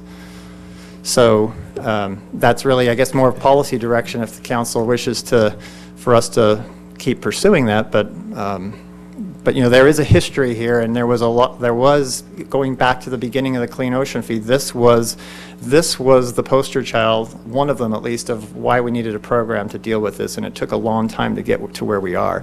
And now I feel we have something that, I don't know if this is the end-all solution, but it is somewhat of an elegant, natural way to get that grade up, which is what we were hearing from the citizens. I would agree, and I you know, it is our water. I just have a problem with the birds, that we are actually controlling birds and saying that they're our responsibility because they are not our birds. I mean, they could be Dana Point's birds, you know, and that our Clean Ocean Fee is paying for the birds. That's the problem. I'd take a different approach to it in the fact that it's our residents that are utilizing that beach, and so it's our residents that are paying for service, which is high-quality water.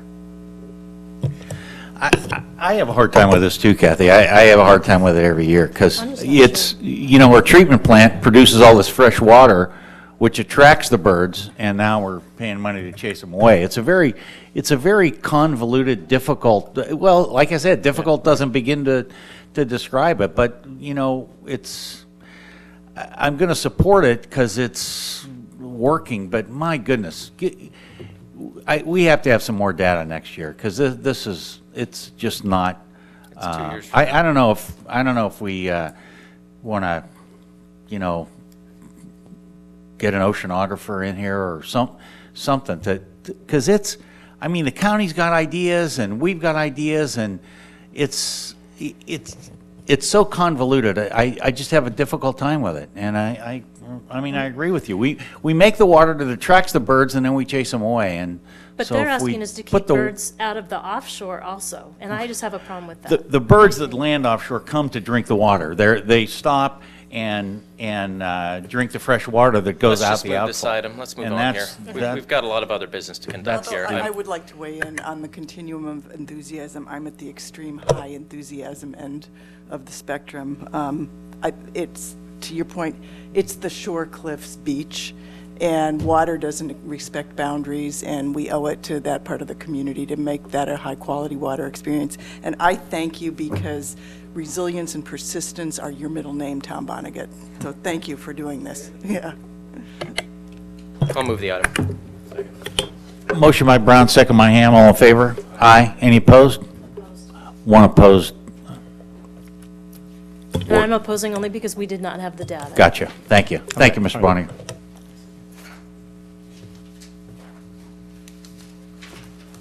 I and J, Chris. Yeah. So hopefully this will be quick. So on item I, if you guys want to follow along here, I'm on the letter that hopefully you're going to sign this evening, which, judging by the fact that I'm the only one who pulled it, you will. If we look at paragraph 2, line 3, I just wanted to strike, the sentence starts out, after a sharp increase in the predominantly unlicensed sober living home. I want to strike the predominantly unlicensed so that it reads, after a sharp increase in sober living home businesses. Because really, we've seen a sharp increase of all sober living homes, not just unlicensed ones. And I don't want them to believe that our focus is just on the unlicensed ones. The second issue that I have is... Show me where that is again, Chris. You're on the second paragraph, line 3. Okay. And it's the sentence that starts right there, after a sharp increase in. Okay, and we're gonna delete predominantly unlicensed? The predominantly unlicensed. Okay. Okay. Everybody good with that? Okay. The next one is in that same paragraph, and it's the second line from the bottom. It's in quotations. It says, good neighbor rules. I would like that to read good neighbor laws, and that's straightly directs to the nuisance laws that we have on the books in which they're violating. Didn't we call them rules, though? Scott? Scott, you What wanna would you wait? say, rules, laws? Well, the way it's written there is it's almost like Policies. they're unwritten rules, but they're not written rules. We have very clear laws that regulate good We neighbor could- policies. So, Our good neighbor policy of rules, is that too many words?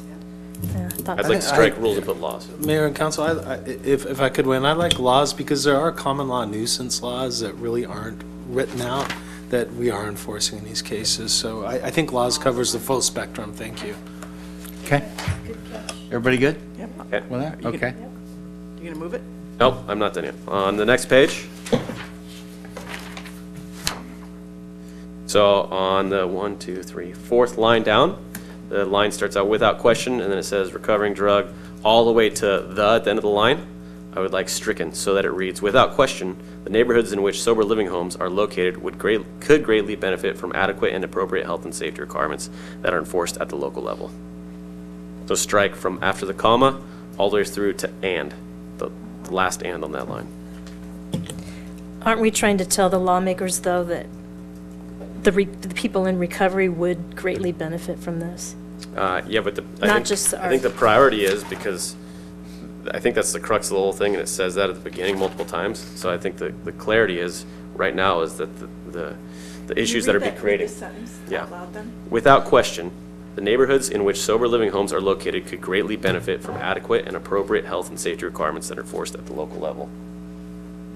I think the councilwoman's point is correct, though. It's a balanced thing. It's like, it's mutually beneficial, the way it's written right now, Okay. as opposed to Yeah. one-sided.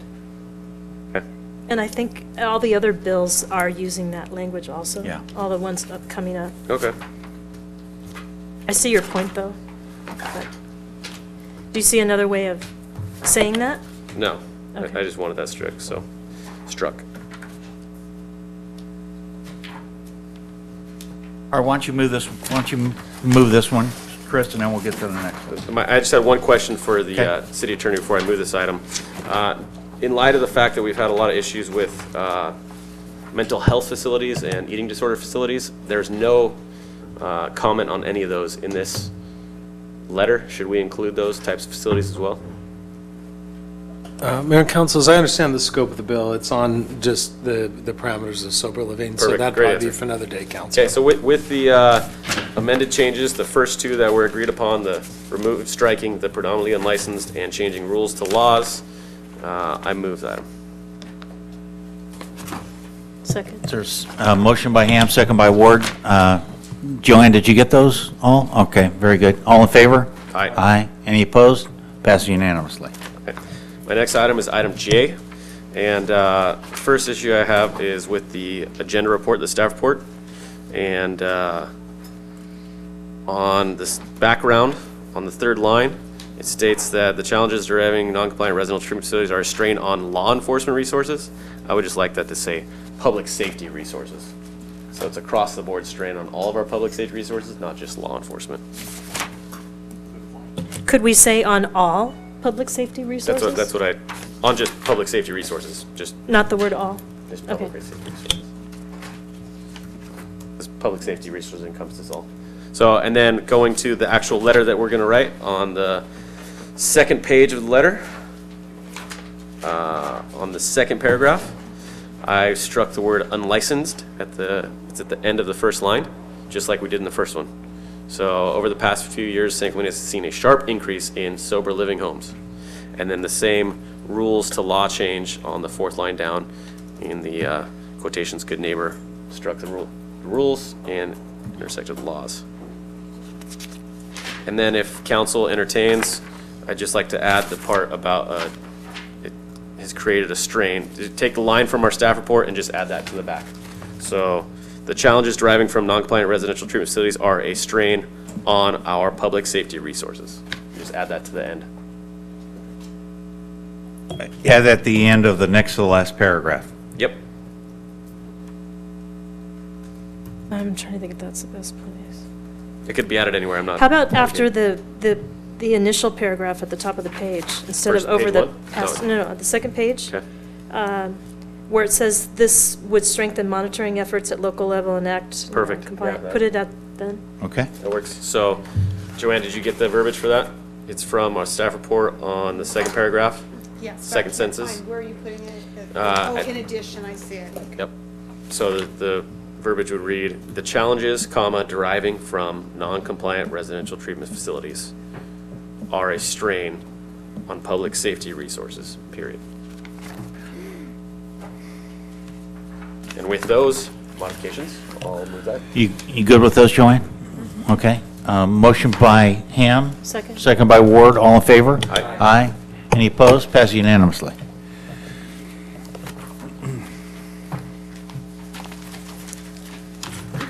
Okay.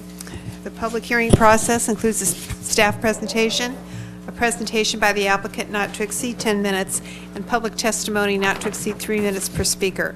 Following closure of the public hearing, the City Council will respond to questions raised during the hearing, discuss the issues, and act upon the matter by motion.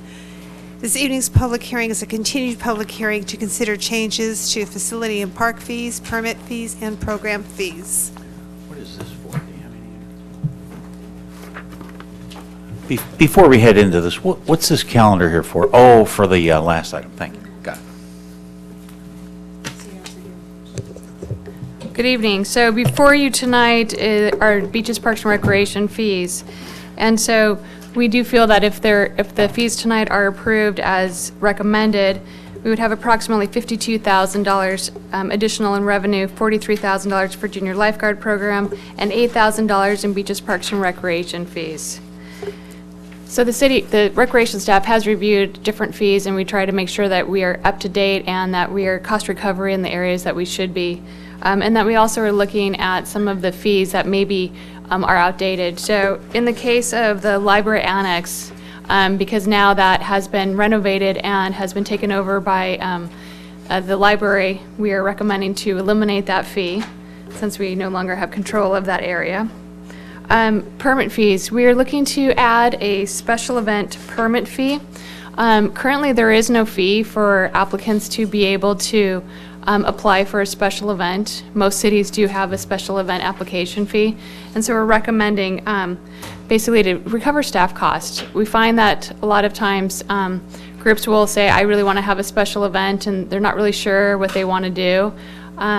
And staff is spending a good amount of time just reviewing the different options of the various special events, bless you, that the event may encounter and encompass. And so we think that before that they go through the process of applying for a special event fee, or special event, we would like them to be able to really vet that out themselves before coming to staff. We have put together a manual for special events so that way we can help the process better. So that if someone is wondering if this is even a viable option, they don't have to spend the money. They can actually look it up to see if it's something that requires a special event permit. So we just want to be able to recover some of those costs that are in there. And then lastly, we are looking at the junior lifeguards fees. We have not increased the fees for junior lifeguards since 2011. And so we put together a study, and in your packet is all of the information on how we came up with these fees for cost recovery.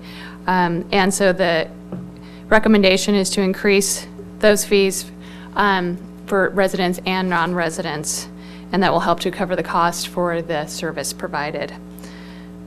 So this will help us with our budget and to keep in line, as I said, with our other fees. So therefore, staff recommends that the City Council adopt this resolution entitled "A Resolution of the City Council of the City of San Clemente, California, revising the policies and fees governing the rental of fields, facilities, and programs, and amending Resolution Number 1531." And 2, adopt the new resolution entitled "A Resolution of the City Council of the City of San Clemente, California, adjusting the fee for participation in the Junior Lifeguard Program and rescinding Resolution Number 11-67." And attached to your report tonight is the backup for all of these things. And I'm happy to answer any questions that you might have at this time. Questions? Jim? I hate to put staff on late notice like this, but I do have a question. Sure. And hopefully you got an answer for it. How is there such a disparity in cost between what we pay and what Newport Beach pays for our junior lifeguard program? Well, they might be doing their cost analysis differently, or they might just decide this is how much we think it should be, and this is what our patrons are wanting to spend. So I don't know how that they came up with their fees. So it could be anything. I've worked for numerous cities, and I've seen city staff decide on fees without really any merit. So I don't know what their It's a tremendous merit is. difference. I mean, it's almost It may three be different. times. It's It more may than be three different times. times, different hours. It may be different type of instruction. It may be that they're all getting free stuff that goes along with that fee. I don't know. Gotcha. Okay. Great. I've got But a it's question. better here. Ah, nice.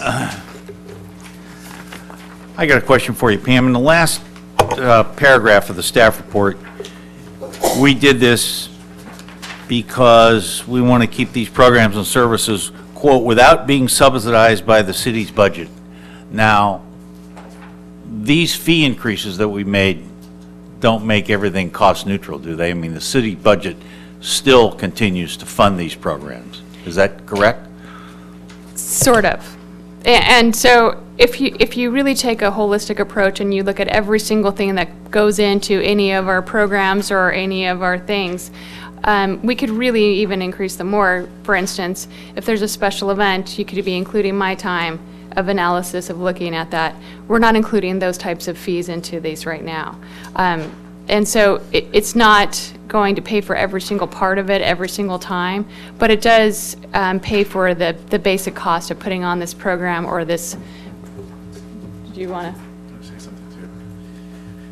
So it's a good question. So when we came back, Eric Sund, Assistant City Manager, when we came back with the STLU fees related to the STLU not too long ago, we applied a new methodology to our fee structure. So we looked at the actual staff time that goes into it, and you'll see it with the attachments that we provided, both with the STLU and the lifeguard and junior lifeguard fees. So the supply costs and the staff costs going into administering the program. What Pam's speaking about is those overhead costs, for instance, like maybe a little bit of Pam's time, or maybe the insurance direct overhead charges that we do. We do not go to that level. We go to the core staff cost and the supply costs. And so, we have to draw the line someplace. And so that will be kind of our consistent methodology as we embark on a new fee study as part of the next year's budget that we talked about at the LTFP with regards to community development fees and other fees. I just want everybody to understand that these fees don't cover everything. There's a lot more, there's a much larger piece of the pie that's funded by all the taxpayers of San Clemente. That is correct. Okay, thank you. All right, anybody want to make a motion? Oh, thank you. With that, I'll open the public hearing. Anyone like to speak about this? Seeing no one, I'll close the public hearing. I move that we adopt resolution number 1623, entitled Resolution of the City Council of the City of San Clemente, California, revising the policies and fees governing the rental of the fields, and amending resolution number 15-31 to adopt resolution number 16-24, entitled Resolution of the City Council of the City of San Clemente, California, adjusting the fee for participation in the junior lifeguard program, and rescinding resolution number 11-67. Second. Motion by Ham, second by Ward, all in favor? Aye. Any opposed? Passed unanimously. Thank you, Pam. Thank you, Eric.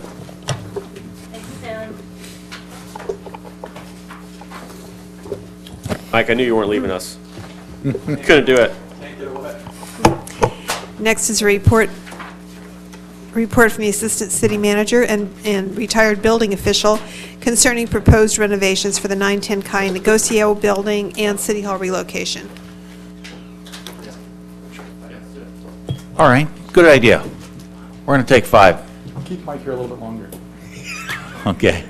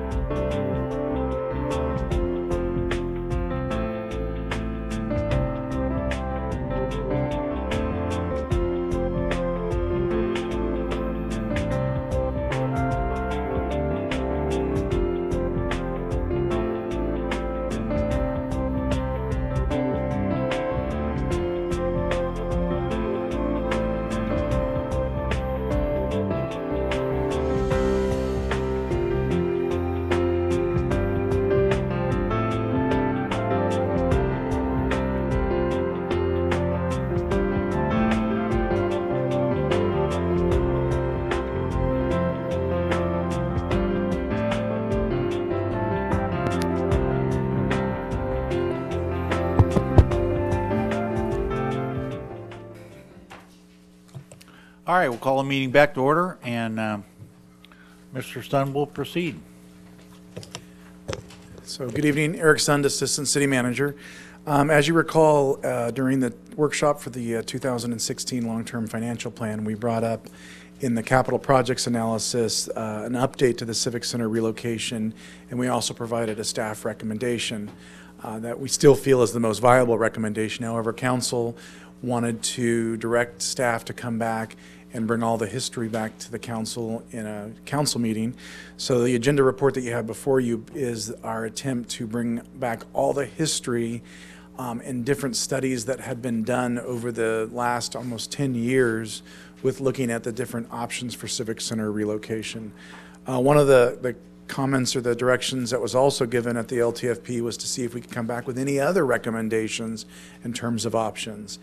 And while we still feel that the option that we provided was the most financially sound option, I know that there were certain elements that certain council members had concerns with in terms of selling this property and so forth. And so with that, if Laura, is it there? You know, one of the other things that, you know, we could do, so here are some alternative options that may have been discussed in previous studies and have not been discussed in previous studies. So I'll recap what the staff recommendation was with the LTFP in 2016, and that was to sell this property and relocate police to our current FAM site and put the rest of City Hall in the floors 2 and 3 at Calle and Negocio, and use the money from the proceeds of this sale to help fund that process. And we even anticipated maybe just a little bit of surplus left over with that. One thing that we didn't have at the time of the LTFP was the appraisal, and we have now since received the appraisal. This site as is, in terms of as it is, stands today with both zoning and the property is $7 million. However, the appraiser said if we were to change our zoning designation to a medium density residential, and potentially allowing up to 54 condominium units on this property, very similar to the Presidio Point up the hill from us. That could, in essence, bring us $15 million from the appraisal. So that's kind of the ballpark number that we had anticipated, and that was confirmed in the appraisal. So that was the recommendation. So some alternative options that I'll go over briefly, and then we also have the retired building official Mike Jorgensen, who is long in this history, that can provide some feedback and some updates to the previous studies done. Eric, just to clarify, because you said that your recommendation is what you just went over, but in the staff report, it says something different. So have you amended the staff report to say that? No, I'm referring to the recommendation in the long-term financial plan. Okay, got it. And so we're providing options to the council and then looking for the council as the recommendation before you tonight to give us guidance and direction. So the other potential options, we could rehabilitate and relocate to the community center site, which has been studied to a degree in the previous years. We could look at rebuilding and relocate to existing City Hall site and sell Calle Negocio. So that would not only mean basically adding on to the footprint here, or we could look at possibly building a City Hall at the Vista Hermosa Sports Park field, which is kind of what's been termed the meadow, where the carnival used to be and those types of things. And so the original location of Vista Hermosa that was looked at was that corner lot, the 2-acre lot next to the fire station. So you could use a little bit of a comparative in cost in terms of that footprint moving up to the meadow, if you will. In those scenarios, obviously 1 and 3, you know, it's undetermined if we would sell Calle Negocio and use some of those proceeds to fund that. The market value for Calle Negocio right now is about, we estimate to be about $16 million based on comparables. We haven't done an appraisal. In 2018, we'll be free and clear of any tenants. And so we're at a pivotal moment in time for whatever we decide to do, because obviously my want would be whatever decision we make, if we're not going to sell Calle Negocio, would be to put those floors, second and third floors, back on the market to entertain leases, because we have not given any more extensions to the existing tenant holders. So after 2018, we'll be losing that revenue. In the case of police, what we've talked about is, continuing to relocate them at the FAM building. And that actually has more space than they need, but one of the biggest hurdles is the parking.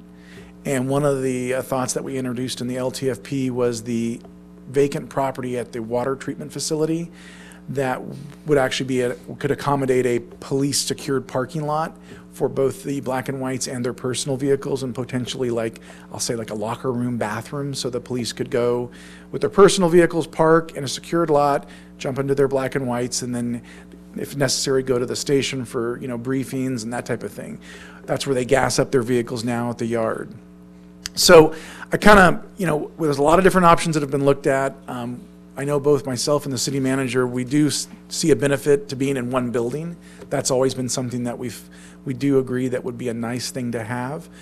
If the council was to do nothing and just leave things as is, what we would probably do is in the future budget years, build in monies to improve this facility and Calle Negocio. And one of the things that we've said that we probably have to defer some other capital improvement projects to take on those costs, and we wouldn't probably be able to do all of it in 1 year. We'd probably phase it out over a couple of years, maybe this site 1 year or half this site, depending on the feasibility. Staff hasn't gone into a lot of studying of these alternative options. We kind of feel that if the council wanted to point us in that direction, we probably would recommend a feasibility study to do that. What I know that Mike can comment on is, we've spent quite a bit of money historically on feasibility studies. So a lot of the information has been reviewed. The only thing that we can't give hard data on is the updated construction costs. So as you could tell in our agenda report, we've added some construction index, market index increases on there to give you a kind of an idea of what it would cost from a 2016 standpoint for different types of build scenarios. We also, based on council direction, looked at and gave you some information on potentially taking out debt if the council didn't want to sell anything and wanted to do something, which would be a certificate of participation, which would be the typical bond process to take on if we wanted to do that. There's always concerns for me, the financial guy. The example in the agenda report was a $20 million certificate of participation. That would roughly equate to a $1 million payment for 20 years. And so when you're coming off of the financial forecast, kind of seeing our operating position at about, $400,000 to $700,000, that right there tells a little bit of the story of how would we pay that $1 million. And so that's always a concern. With that, I'll kind of stop and entertain council direction, and Mike's here to provide the history and wisdom that he's gone through from the previous scopes as well. One quick question, Eric. How much in revenue were we receiving from the tenants in Negocio? I know you provided this number previously. I just didn't have it on me. I want to say we're receiving roughly about $140,000 to $150,000 a year. Part of that, if you recall, was the Bubba Gump settlement that we were getting, and even though they weren't there, we were getting that lease, and that will be sunsetting in the end of I think it's about middle to end of 2017. And what vacancies? Do we have some vacancies there right now, unfilled space? Yeah, on the third floor, the tenant actually negotiated just to use half of the space, but we didn't do any tenant improvements to create half a space. They just moved to half of the building, and we came to council with that and gave them a kind of a prorated lease. They were downsizing. So we do have a little bit of vacant space on the third floor. Second floor is completely filled. We have Amcor and then Jacobs, which is the project manager for the Pico freeway project. Okay.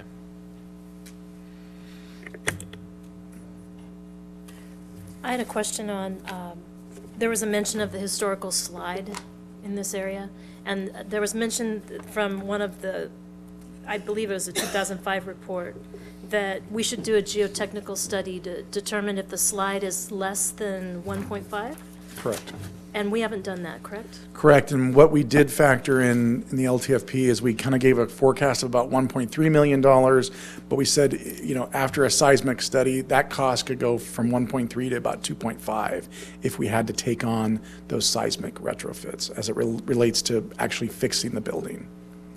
Okay, that's talking about fixing the building. I'm only talking about just seeing if the land, I thought the study was to see if the land rated less than 1.5. It wasn't the building, I don't think. Mike? They talked about doing a geotechnical study, and I thought it was on the site more than the building. My recollection, there actually is an old, and it's in our files. It's not part of the staff report.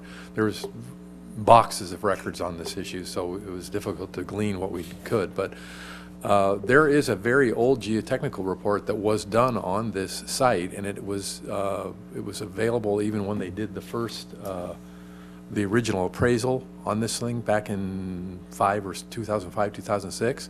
And my recollection was it had stated that the stability of the geotechnical stability was less than 1.5. It wasn't. I didn't mark it. It wasn't a lot less, but it was, as I recall, it was less than what's typically used as a 1.5 factor of safety. We don't know where that is, right, Eric? Because I didn't mark it. It's not in your. No, but in this 2005 study that I read, it mentioned that they thought maybe it could be a 1.3 or so, but that there should be a study to determine if it is, because if it was less than 1.5, then there's an issue. So I read it to be that we did not truly know. Well, that might be how it was worded, that maybe there was a report done by a geotechnical firm. It's in those boxes of records that we have. You have to look at that and double check. And I believe that they said it was less than 1.5, but maybe they were hedging their bets and that they believed it was less than 1.5, but it needed further evaluation. They probably didn't do the full detailed analysis at that time. That's the way I read it, is that we needed further determination, that they thought maybe due to some of the cracking they saw, in the building, right. that that could be evidence of that. But I read it that we did not have a full study, so I'll try and find that. Well, can I suggest we start at a high level? Where are people conceptually?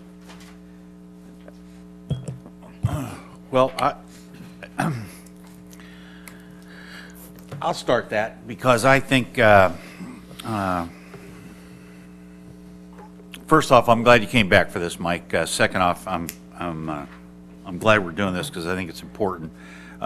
If we can all go to page 2 in our hymnal here, where the Civic Center alternatives are evaluated.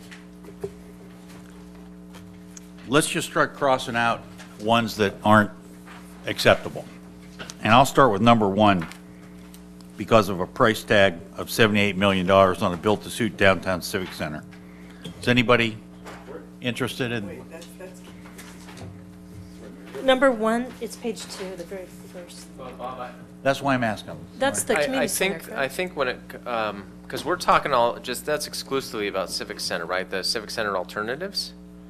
Is that what you're referring to? Yes. Downtown alternative. Right, I Page know. 2. But I'm saying there's 5 of them there. I'm sorry, there's 6 of them there. Okay, Right. I guess this will be really easy, so, okay. Okay. All right, is anybody in favor of exploring number 1? Nobody? Okay, we'll cross number 1 off the list. Is anyone in favor of exploring number 2, which is build-to-suit Civic Center at the existing City Hall site? That's right here. Anybody in favor of that? I would like to explore that. You would like to explore that. Did you see the price tag? I did, however, Okay. there's other methods of construction that we aren't looking at. All right, very good. All right, we're going to explore number 2 for Kathy. Number 3, the consolidated adaptive reuse of 910 Negocio facility. Now, that is generally the one that was advocated by staff in the long-term financial plan. Is that correct, Eric? That's correct. That's correct. Okay.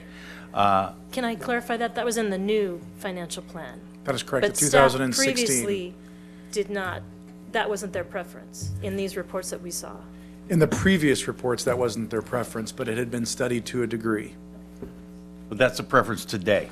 Okay. Today, okay? So Lori would like to investigate that. I also think personally that is an excellent option. All right.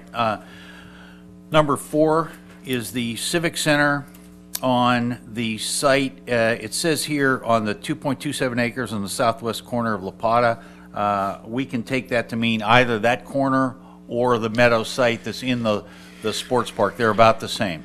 Give or take, the one thing that's very specific to this 4 option was there would be subterranean parking. Okay. And so if we were to do the meadow, that might not be a need, which does dramatically affect the cost. All right, so we'll say we can do the meadow for 10 million less. We can start there, yes. Okay.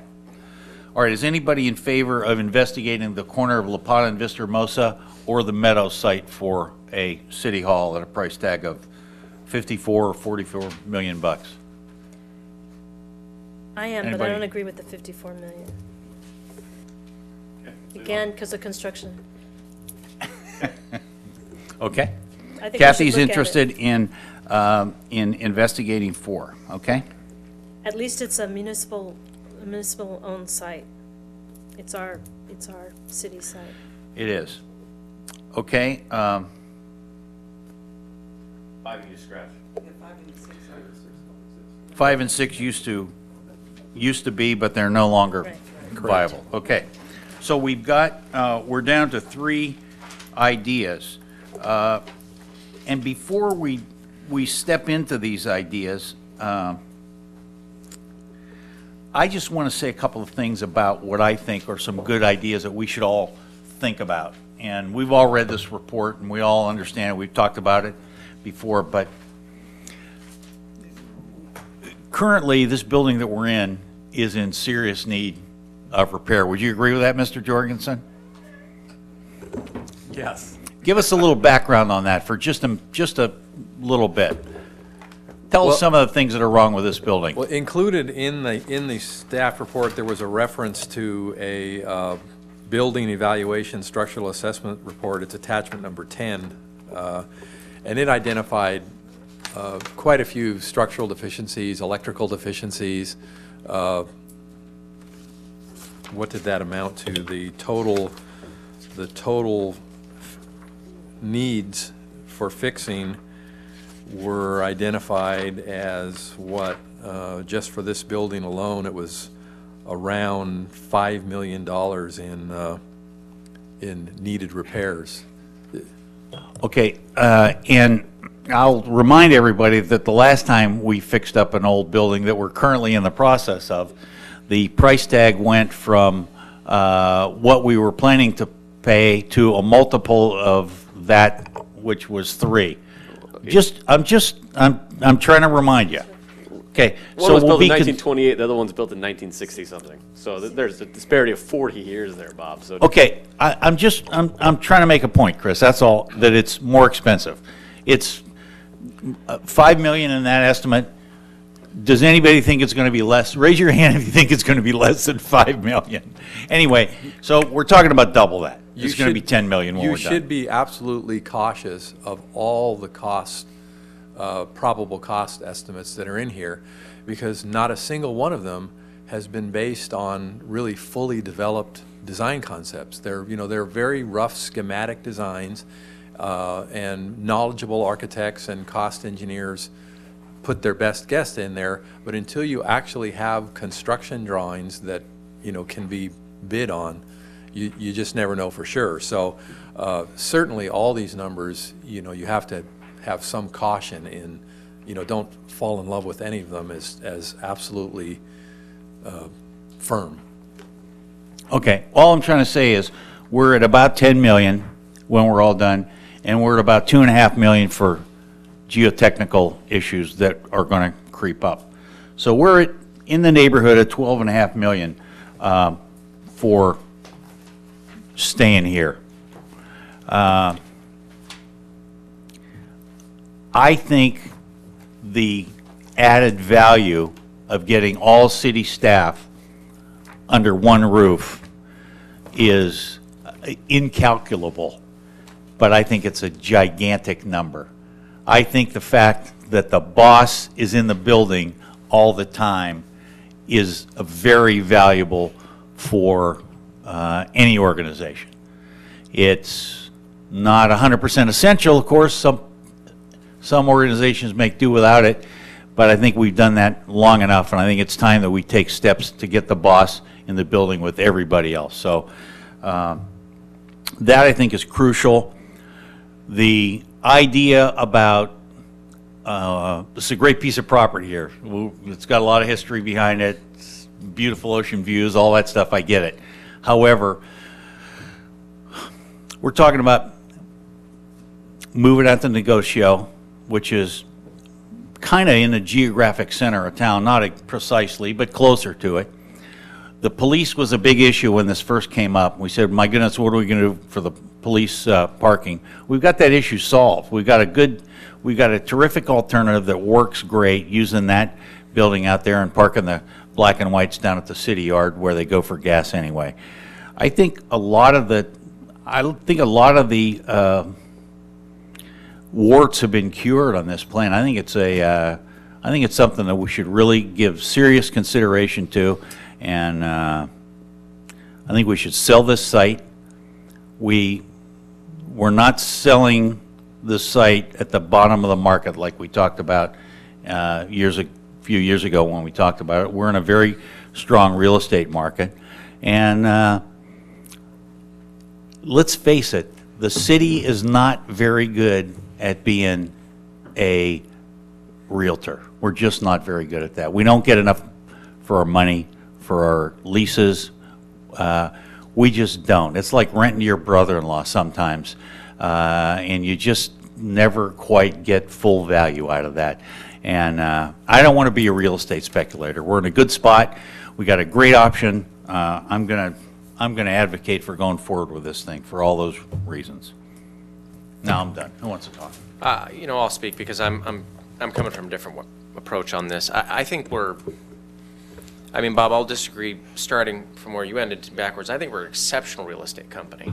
The reason La Pata Vista Hermosa got built is because of a land sale.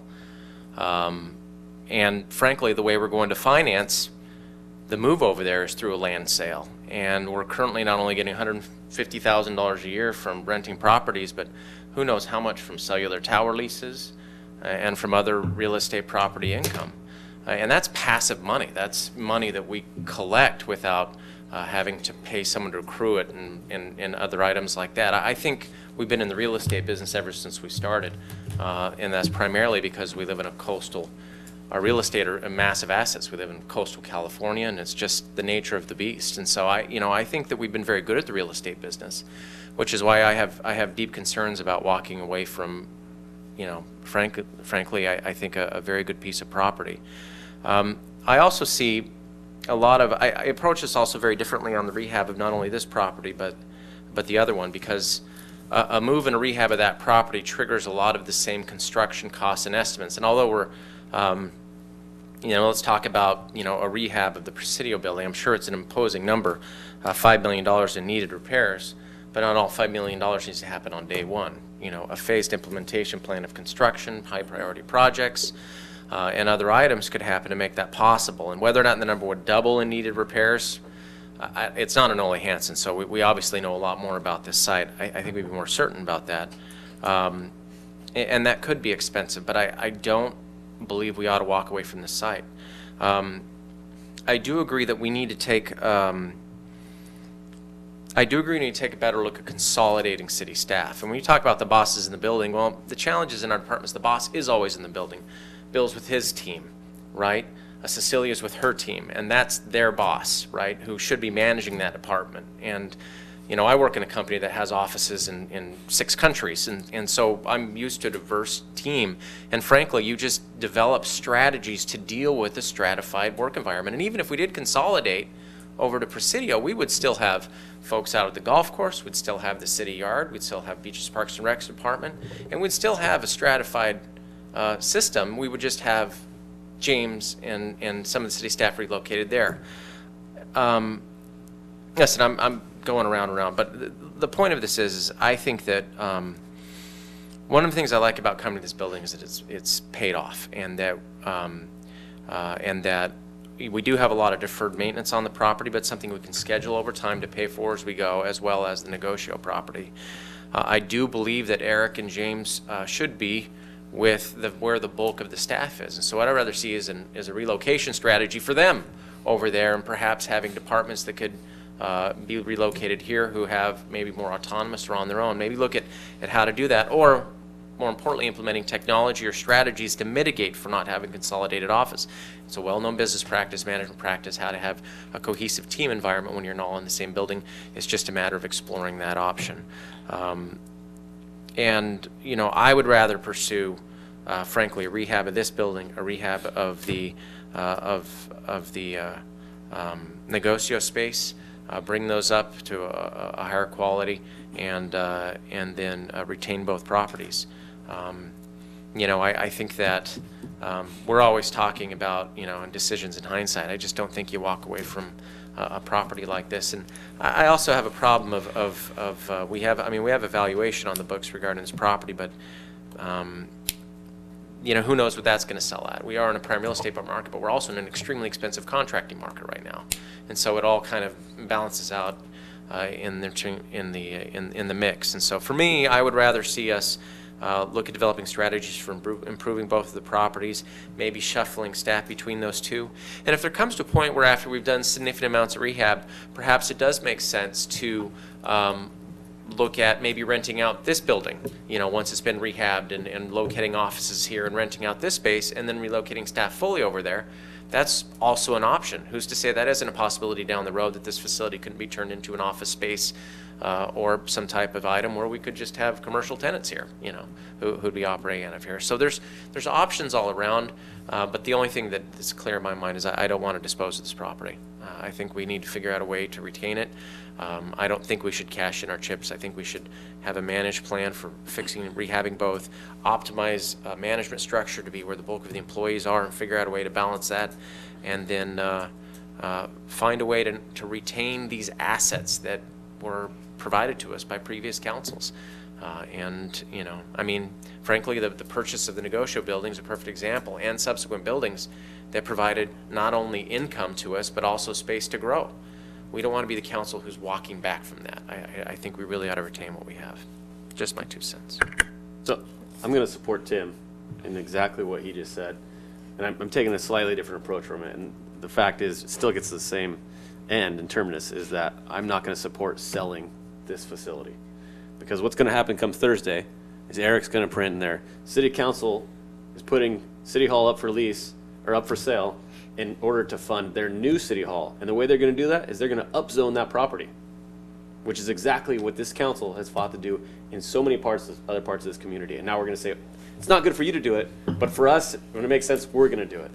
And we're going to hear a whole slew of residents who aren't going to be happy with that. And I'm not going to go down that route to piss off a bunch of residents. At the end of the day, Tim nailed it. Let's say it is $10 million, this number you pulled out of thin air. $10 million over the lifespan of 60 years? What does that equal out to? I mean, that's pennies on the dollar. And that's fiscal responsibility to ensure that moving forward we have assets that the community can rely on. And although it may not be an income-producing asset, it is something that we lean on in tough times to say, we have this property that's paid off, we have this property that's paid off, and we have all this surplus property available to us as a community. The only thing that I would even think about selling would be the Negocio building, because that was bought as an investment property in the 90s. They bought it for investment. They said, hey, market's down, let's spend some money so that in the future we can do other things that we want to do. But I'm not even advocating that for this evening. I'm supporting Tim. I think he's right on track, and I'm going to support rehabbing both facilities. So you're saying 10 million, if it was 10 million, to fix this building as it is, not increase the size? Yeah.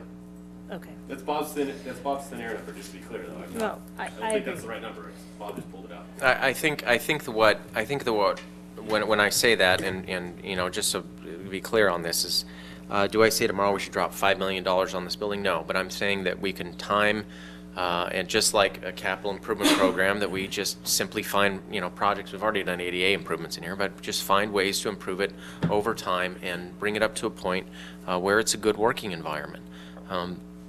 That's all I'm saying, and that, you know, if that $5 million is spent over a period of 10 years, that's very different from $5 million spent tomorrow. That's a very different figure. So, time value of money works in our benefit here. And we can also benefit from using a good contracting environment to do larger projects. Potentially we could see, certain projects coming due or capital budgets available when the contract environment is better, and then we could opportunistically take those down. Obviously, we want the employees to have a safe place to work, a place where they're comfortable. That's the most important thing. But I don't want to cash in the chips right now. I don't think it's appropriate. I think the previous councils have done a good job of retaining, and I don't want to jeopardize that. Okay. Well, one of the points I agree on is I hate to sell real estate. I like to keep it. I agree Negocio was bought just for an investment. However, because of costs, staff has been trying to be cost neutral to go over to that site. What we have really is a city hall that has gone to its natural life. The building that I read the report in here, this building is sagging into two pieces. We have corners that are falling. I don't believe that that's money well spent into this building. I do agree, I believe staff should be in one place. I think that we should have a city hall that's worthy of San Clemente, and staff should be in one place. I know, technically Parks and Rec, they will always be separate, in a different area. But I'm not ready to give up on this site, and the costs that we have been seeing in here in this report, Tim, they assumed Spanish colonial revival. We do not have to do Spanish colonial revival for this site. It's not an architectural overlay. And I spoke to a broker and talked to him about the construction of concrete tilt-up buildings, and found out that we could get the building done for $145 a square foot, and that includes the inside. Now, you have to take into account parking, a structure, getting the site ready. But what I think we don't have in here is we don't know for sure that this property we should give up on it. We don't have that in here. I couldn't find the page, but I know this report said that we should have a study determining whether it's greater than or less than 1.5 to see if it's stable or not. So, Laura, can you show those slides real quick? I have some examples of concrete tilt-up buildings just to show how different they are now. I'm not advocating for a design. Go to the next one. Okay, don't look at the orange, but look at the different shapes and what concrete tilt-up can be. You know what? Is it? What, do you know the company? I'm not sure what it is. Okay. So, I'm not saying the materials, but look at the different shapes that it can take on. And parking structures with the concrete tilt-up, we could take advantage of this site. Can you go to the next slide? This is Spanish.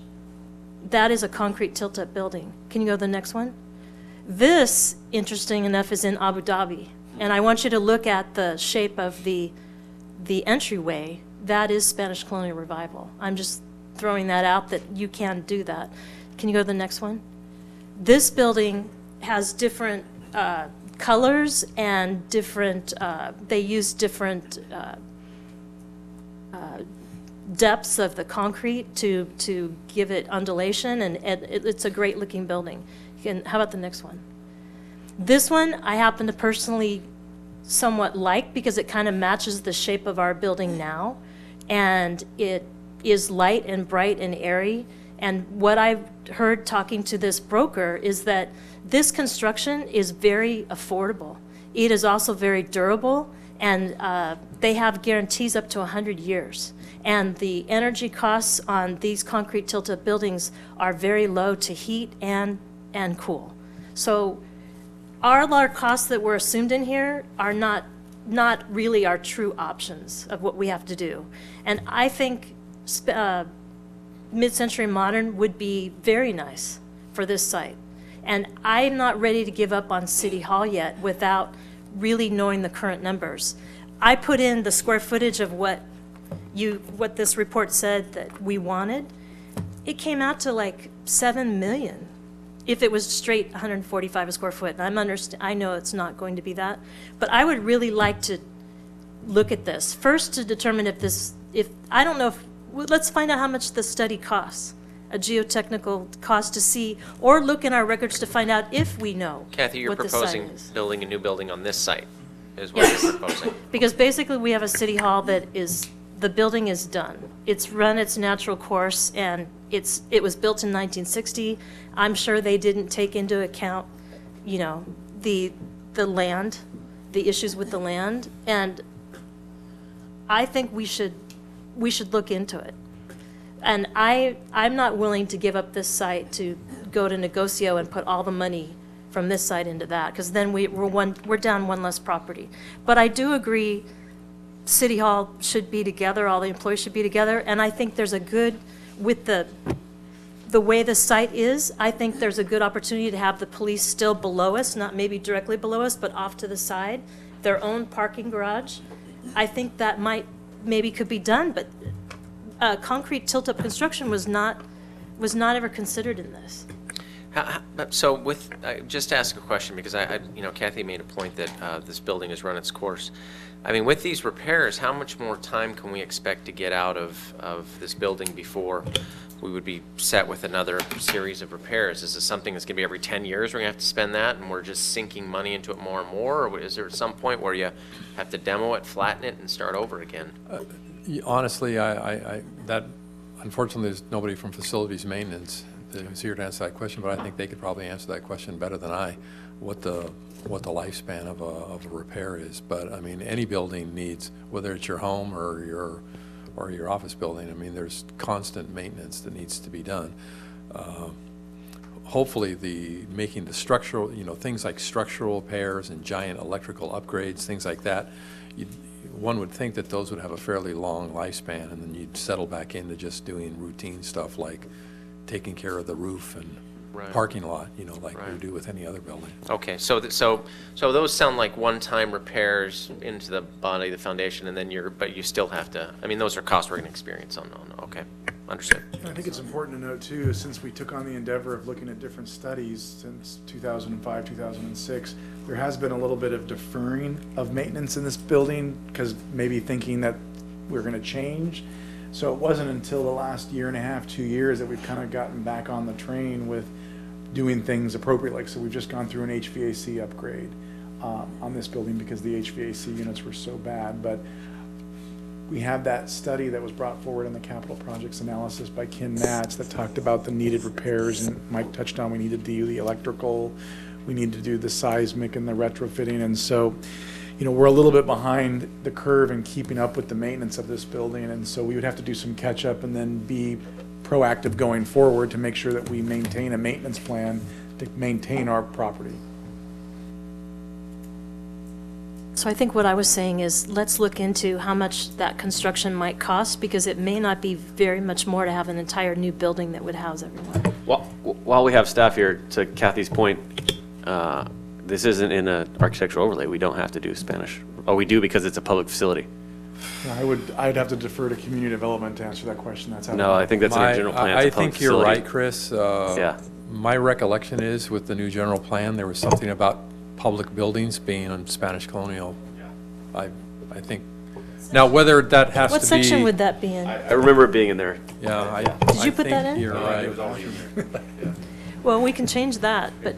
So I'll weigh in next, and it's kind of interesting. I don't know if we're going to land tonight, but I think you're hearing some principles. Okay, so in my perfect world, a city hall would be iconic. It would be a place in the city where people said, that's the city hall. It would ideally be a campus. I look at Mission Viejo that has the library and the meeting area. I look at Newport Beach. I'm not suggesting we spend at that level. But that it's a community meeting place. And then also in my perfect world, whatever we're doing would be future focused and proactive rather than reactive or responsive. And the things that I look at are technology, community engagement, and transportation. Those are all game changers right now. And so if we're going, and then my fourth point is, having gone through the Ole Hansen Beach Club, and then also some other experiences where we looked hard at the golf club. This was before my time, but I followed it in the newspaper, and it was like, do we restore it because it had some cool murals in it, or do we just knock it down and do you know, the good, right thing. So that's kind of my screen. I'd like something iconic, and I'm kind of feeling a little burned about restoration and rehab and Band-Aids. So that's the first lens I look through. The other one is, I'm a financial conservative to a fault. And so this discussion we're having about buying or selling this particular piece of property, I'm thinking as a next step, we should really look at what this is, because the price tags range, you're saying 7 million, I thought I heard 16 million from some point. I'm very concerned about your point, Chris, that in order to get those numbers, it has to be zoned more densely. So, and I do you remember the mudslide into the parking lot a couple of years ago when we used to have rain? You know, I think there's some geotechnic issues that need to be tackled. So I feel like I want that information before I land on what direction we go, and that direction would be, what's this worth on the market? And the reason I want that is not necessarily to sell it, but you know, there's kind of that ratio of 50% land, 50% construction. So if we were going to, Kathy, do your idea of just scraping and rebuilding, that would give us a good kind of rule of thumb in terms of how much money to spend. So so that's where I'm at, and I tend to be more with Tim on the staff culture. I think a really good city staff is out and about anyway. I mean, I love it when I bump into employees out doing a field visit or, you know, moving around the city, because we are their product. And and I also have confidence in our city manager that he can set a cultural tone for his people that doesn't necessarily have to be place anchored. And all of that ties up with, I'm kind of where you are, Bob. If we had to push the button today, I'd be with you 100%. But we don't have to, and I think understanding what this property is worth in real dollars and real time is the first next step for a lot reasons. And It's so- an asset. We don't know what it's worth. We have an Understood. asset and we have no value on it. He's got I mean, he's got an appraisal right there. I mean, so we Yeah, do so know. this We do know appraisal what it's was- worth. But I get your idea, and you know, frankly, if we're going to investigate, if we can agree on the plan should be to build something on this site and find a way to fund it and look at that, then I'm fine with that. I mean, I'm fine with that. Then I'll argue to sell that building out there and get us out of the real estate business, but we'll cross that bridge later. But if we want to look at ways to do this and get something done on this site, I mean, I'm okay with it. I'm not going to be okay. Are you new? Because I really believe the city deserves new, as opposed to just putting Band-Aids on this building. We need to invest in it, and we haven't. And, you know, we've had this building, and like they said, it's been sitting here, and there is a sag in it. And there's a lot of things to be done that I think that money could be going to building something. Well, let's agree to, I mean, if we're talking about it, let's agree to go with number 2. The price tag here, however, is, you know, that's unacceptable. I mean, we're not doing that. Yeah, the only problem is, I think right now I'm just a little, timing of this is so difficult. And the reason why the timing is difficult is we're just coming off of a fairly large expenditure on the beach club. You know, I think we're all a little burnt on that one, you know, to be frank. And so, you know, before we make any determinations about, you know, budgeting amounts towards new buildings and other things like that, you know, I'd like to at least slow that down a little bit. If, let's say, for example, we have a long-term goal to have a facility either new or adaptively reusing this existing building, right? That's a stated goal, right? I don't know if I want to assign a budget to that right now, because that seems to be a very distant, you know, Bob, I'm sorry if I cut you off too prematurely. What I don't want is to say, well, let's just say $40 million in the future, because that, you know, that's not what we're trying to do here. So I think if we stated intent on maybe what we want to see, and then maybe a 2 to 3 year cycle on immediate repairs to get everything going, and then have a long-term goal, then that's where I see it being more valuable. Because I think if we come out of here saying we want a brand-new city hall, it's going to be on this site, and let's work towards that goal.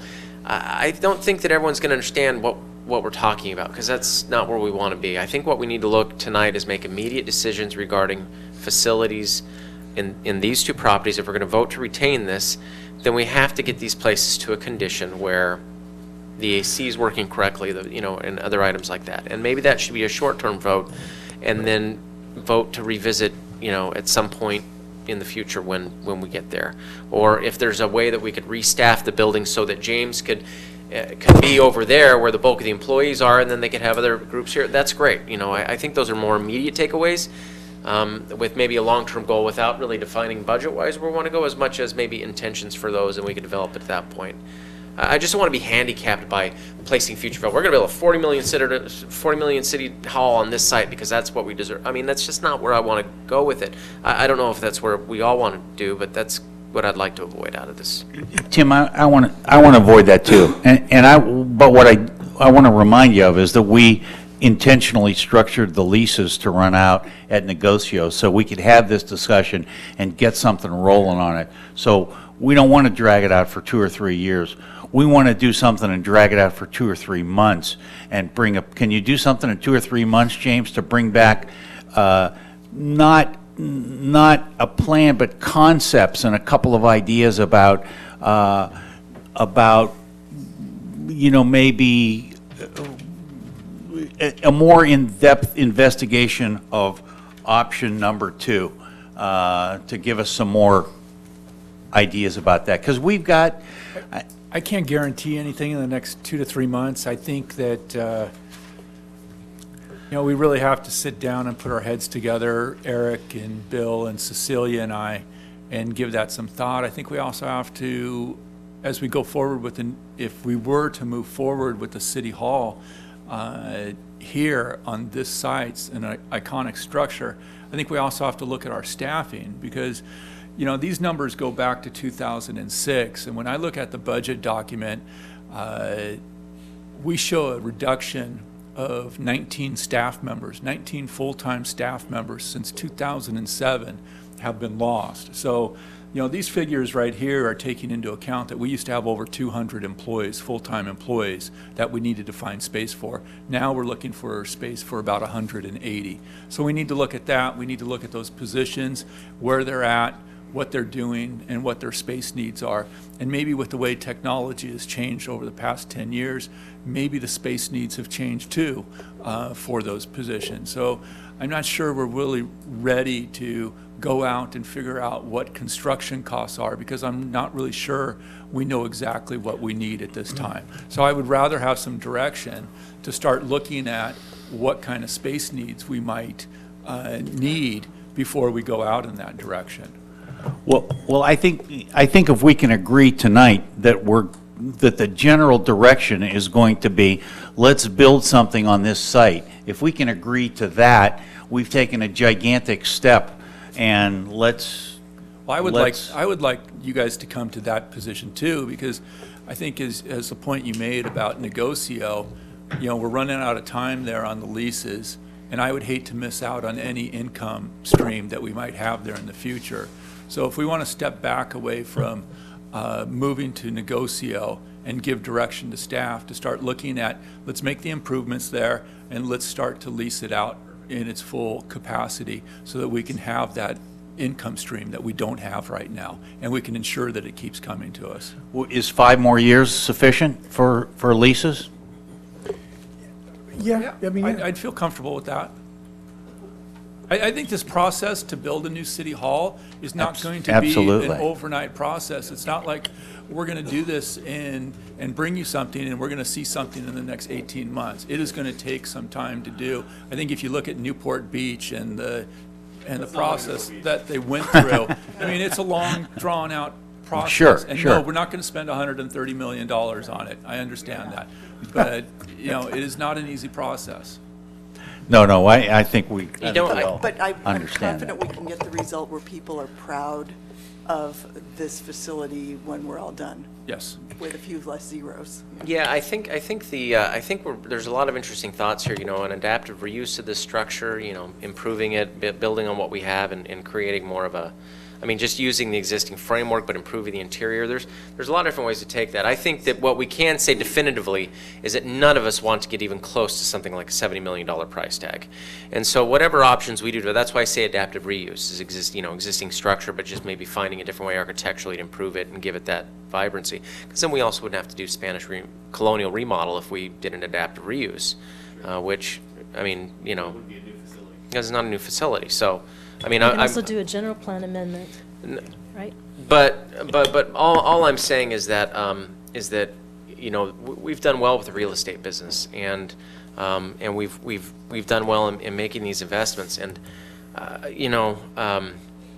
we've got so many other needs right now in our town. I think that the message to the public should be, we're going to take care of our employees, we're going to give them a good place to work, and we're going to do the best to have the best possible executive management structure for them.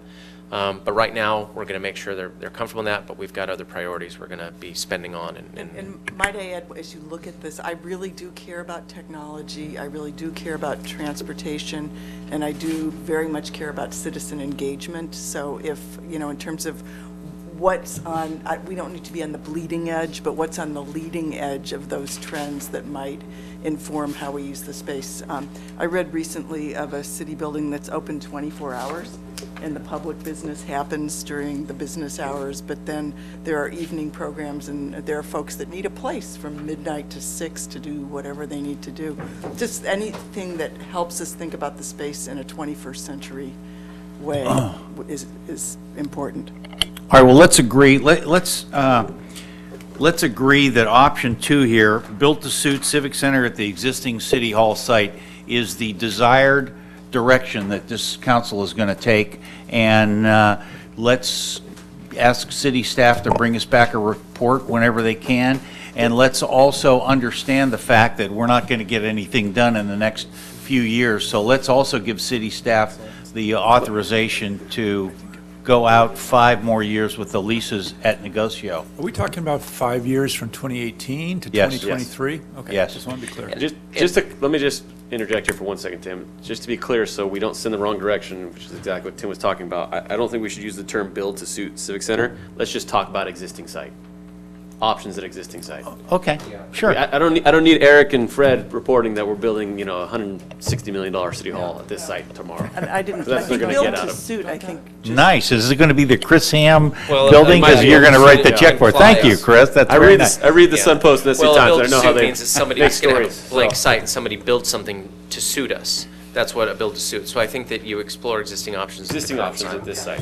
Adaptive reuse, James, et cetera. do we need more direction than No, that? I think we're clear on that, and I think staff can move forward. And we should direct Mr. Jorgensen to participate in the project until 2023. Yes. I can't direct him anymore. I think you guys can request him. Last item on this is that traditionally the city manager sat here, the assistant city manager's been here, and the staff has been deployed.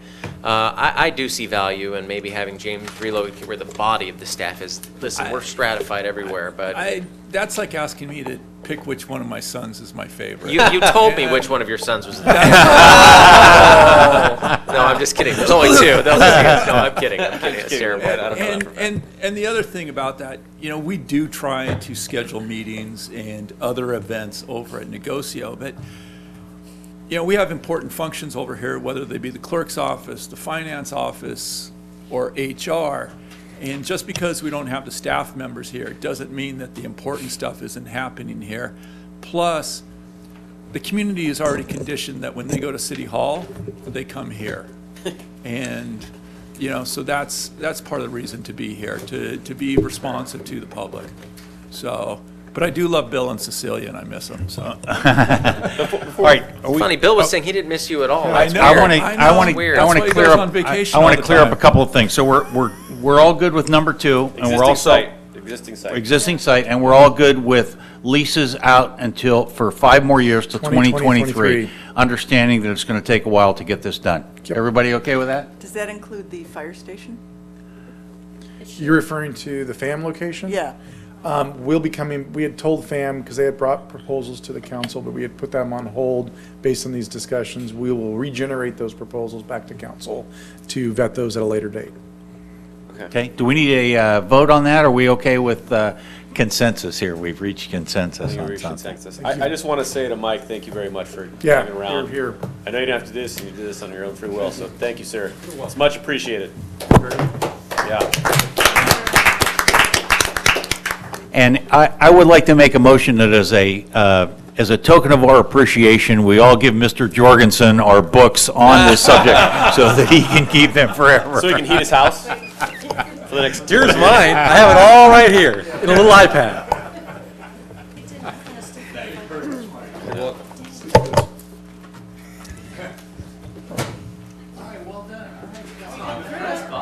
I didn't think we were going to get Bob nudging off his.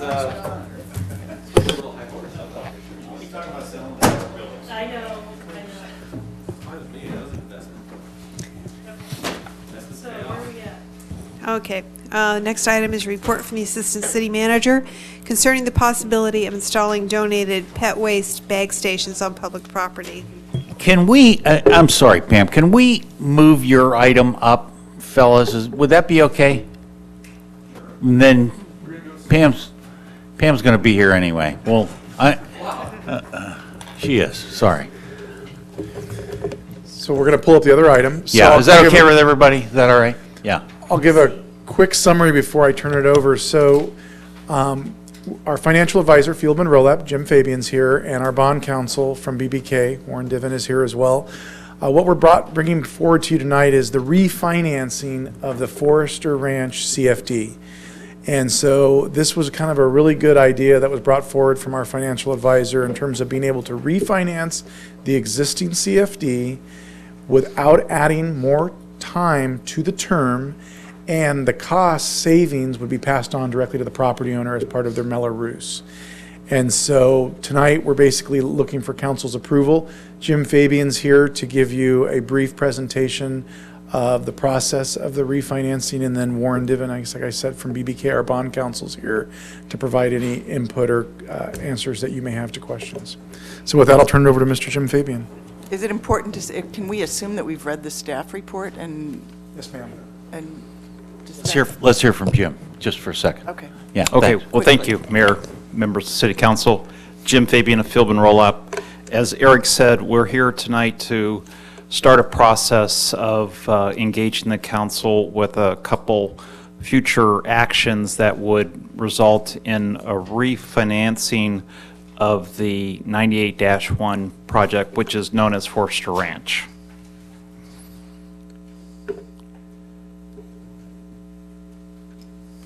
So, excuse me, I wanted to give a brief background on the history of the assessment district, Forster Ranch, talk about the refunding opportunity, and then talk about the next steps. I'll be as brief as possible. This particular assessment district was formed back in 1998. At that time, it was raw land, and the developer approached the city to put in the backbone infrastructure required to build the homes out at Forster Ranch.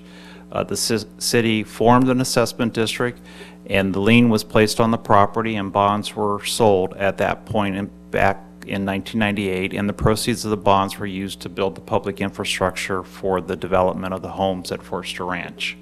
That was done in June of 1999, and the bond issue was for approximately a little over $15 million. Back in 2007, the city at that time refinanced those bonds, and that was done to save property owners money. At that point in time, the developer had sold the homes off. We have individual homeowners out there now, and this refinancing would benefit them. We have approximately 1,037 parcels in this assessment district. Those are all single-family homes, owner-occupied.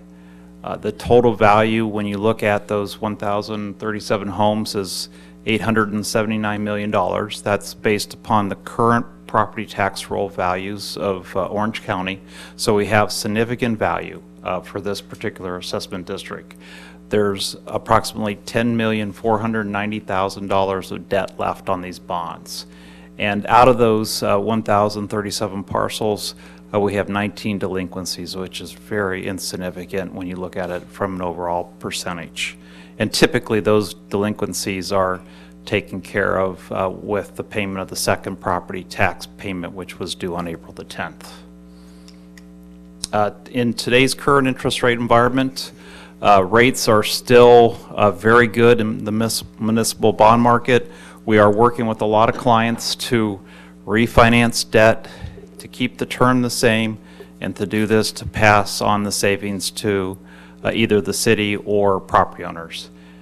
We would be looking to lock in this savings starting in 16-17. As I mentioned, the current term of the bond would stay the same, September 2nd, 2028. This is an advance refunding, so we're locking in the savings now. The bonds would be put into an escrow fund and defeased on March 2nd, 2017. So that's a little bit of a different situation than what was done back in 2007 when they were done as a current basis, where you took them out 90 days from when the bonds were closed. And this is being done to take advantage of where rates are right now, which are exceptionally low. We are assuming we can go to Standard & Poor's, the credit rating agency, and get a rating on this assessment district.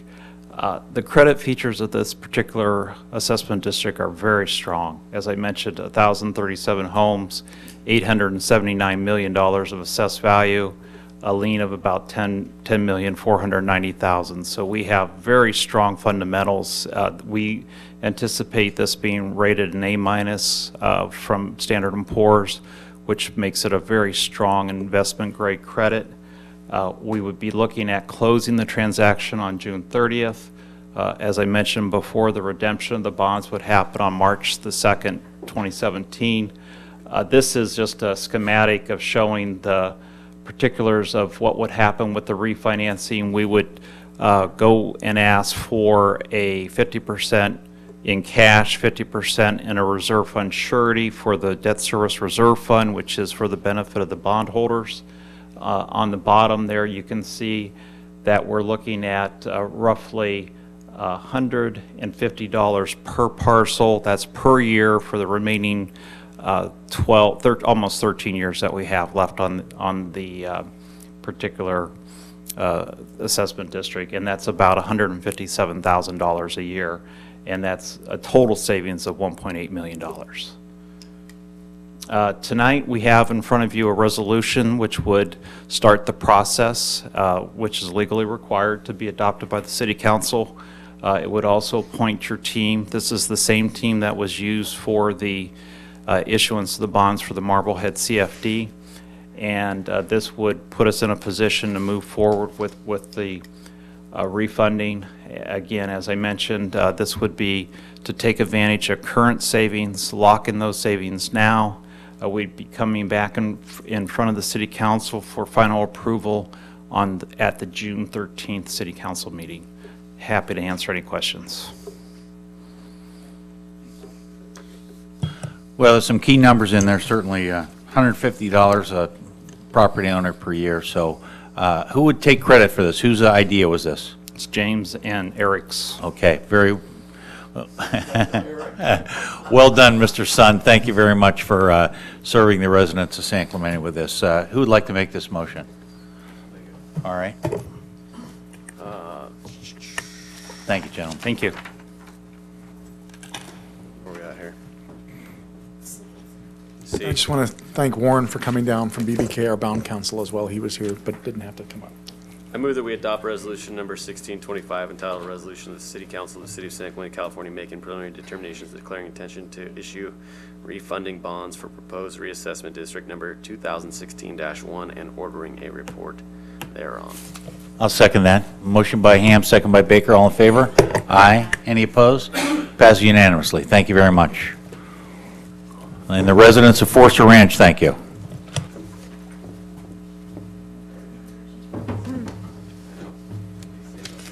Thank you, Ham. Okay, so now I have before you a consideration of installing donated pet waste bag stations on public property. And so I wanted to show you what this could look like. So in your packet, you have a picture of what it is. And so basically it's replacing this sign with the sign that is currently there, which just has a very generic green sign. So I didn't want to bring the entire thing.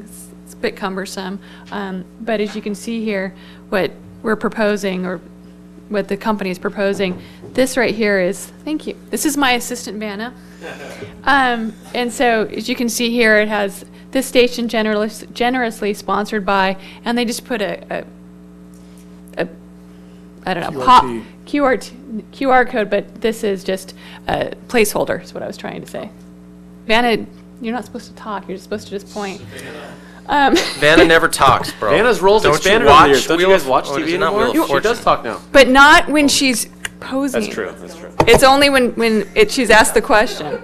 Anyhow, so this is how it would look, and the company is looking to have it be pet related, and when they go to the QR code would then go to responsible pet ownership and things like that, and then also have a link to the sponsor of the sign. So I wanted to make sure that you understood kind of what the thought process is behind it. It wouldn't just be anybody would be allowed to be in here. They're really looking to make it where it is more of the pet specific. And if we did decide to do this in part of the agreement, we can put a lot of specifications in there, including they wouldn't be allowed to, let's say, have something that might be of an adult nature on this, since this would be something that would be seen by many people. Thank you. Would you like to see this close up? But I'll go first on this. I don't like this idea whatsoever. Okay, that's okay. And I'm going to tell you why. First of all, we struggled to get advertising off of garbage cans recently because we just thought that made the... Just to be clear, that wasn't recently. That was a very different council that did Okay. that. Just Fine. to make that Okay. clear. In recent history. Okay.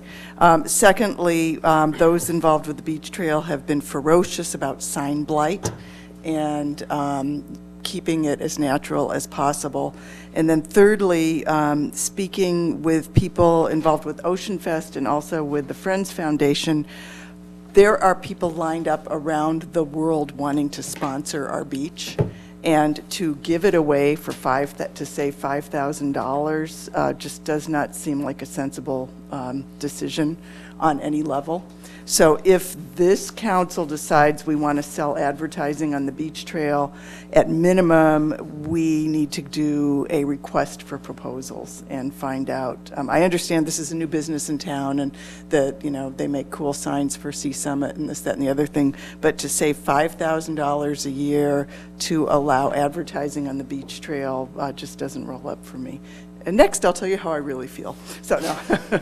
So anyway, those are my comments. So I applaud the initiative, and I want this company to do well, and I think they make very high-quality signs. But, and I know Paws Pet Resort was just a placeholder, but trust me, Ocean Fest could make bank if they knew we were going to have a 40-square-inch advertising opportunity at 10 places on the beach trail, selling sponsorships. Is that what there are, the 10? How many are there? Yeah. Yes, there are 10 on the beach trail 10 currently. on the beach trail. Yeah. But they were going to be phased in, correct? To But see that's how 10 billboards. That's So 10 billboards. The idea behind it would Before we get be, off this point, what do you mean Ocean Fest could be, explain that to me. I'm just saying that if you talk to anybody involved, well, you know these people. Ocean Fest goes out and gets sponsors for Ocean Fest. If a surf organization knew they could have this kind of presence on the beach trail, I am confident that more than $5,000 a year would be the end result of that conversation. I suspect it would be. I'm Okay. not confident because I'm not in the sponsorship business. But my point is, if we're going to open the beach trail up to advertising, let's do it in a thoughtful way, So I'm going to take... rather than an opportunistic way. I'm going to take a different tack on this one and say, first off, Pam, I think you're doing an excellent job. Thank I you. brought this exact issue to council, or not to council, to your predecessor, and I heard 100 reasons why we couldn't do this, and you just presented it exquisitely. So thank you, and keep No, up the this is great not a work. personal thank you. comment about you.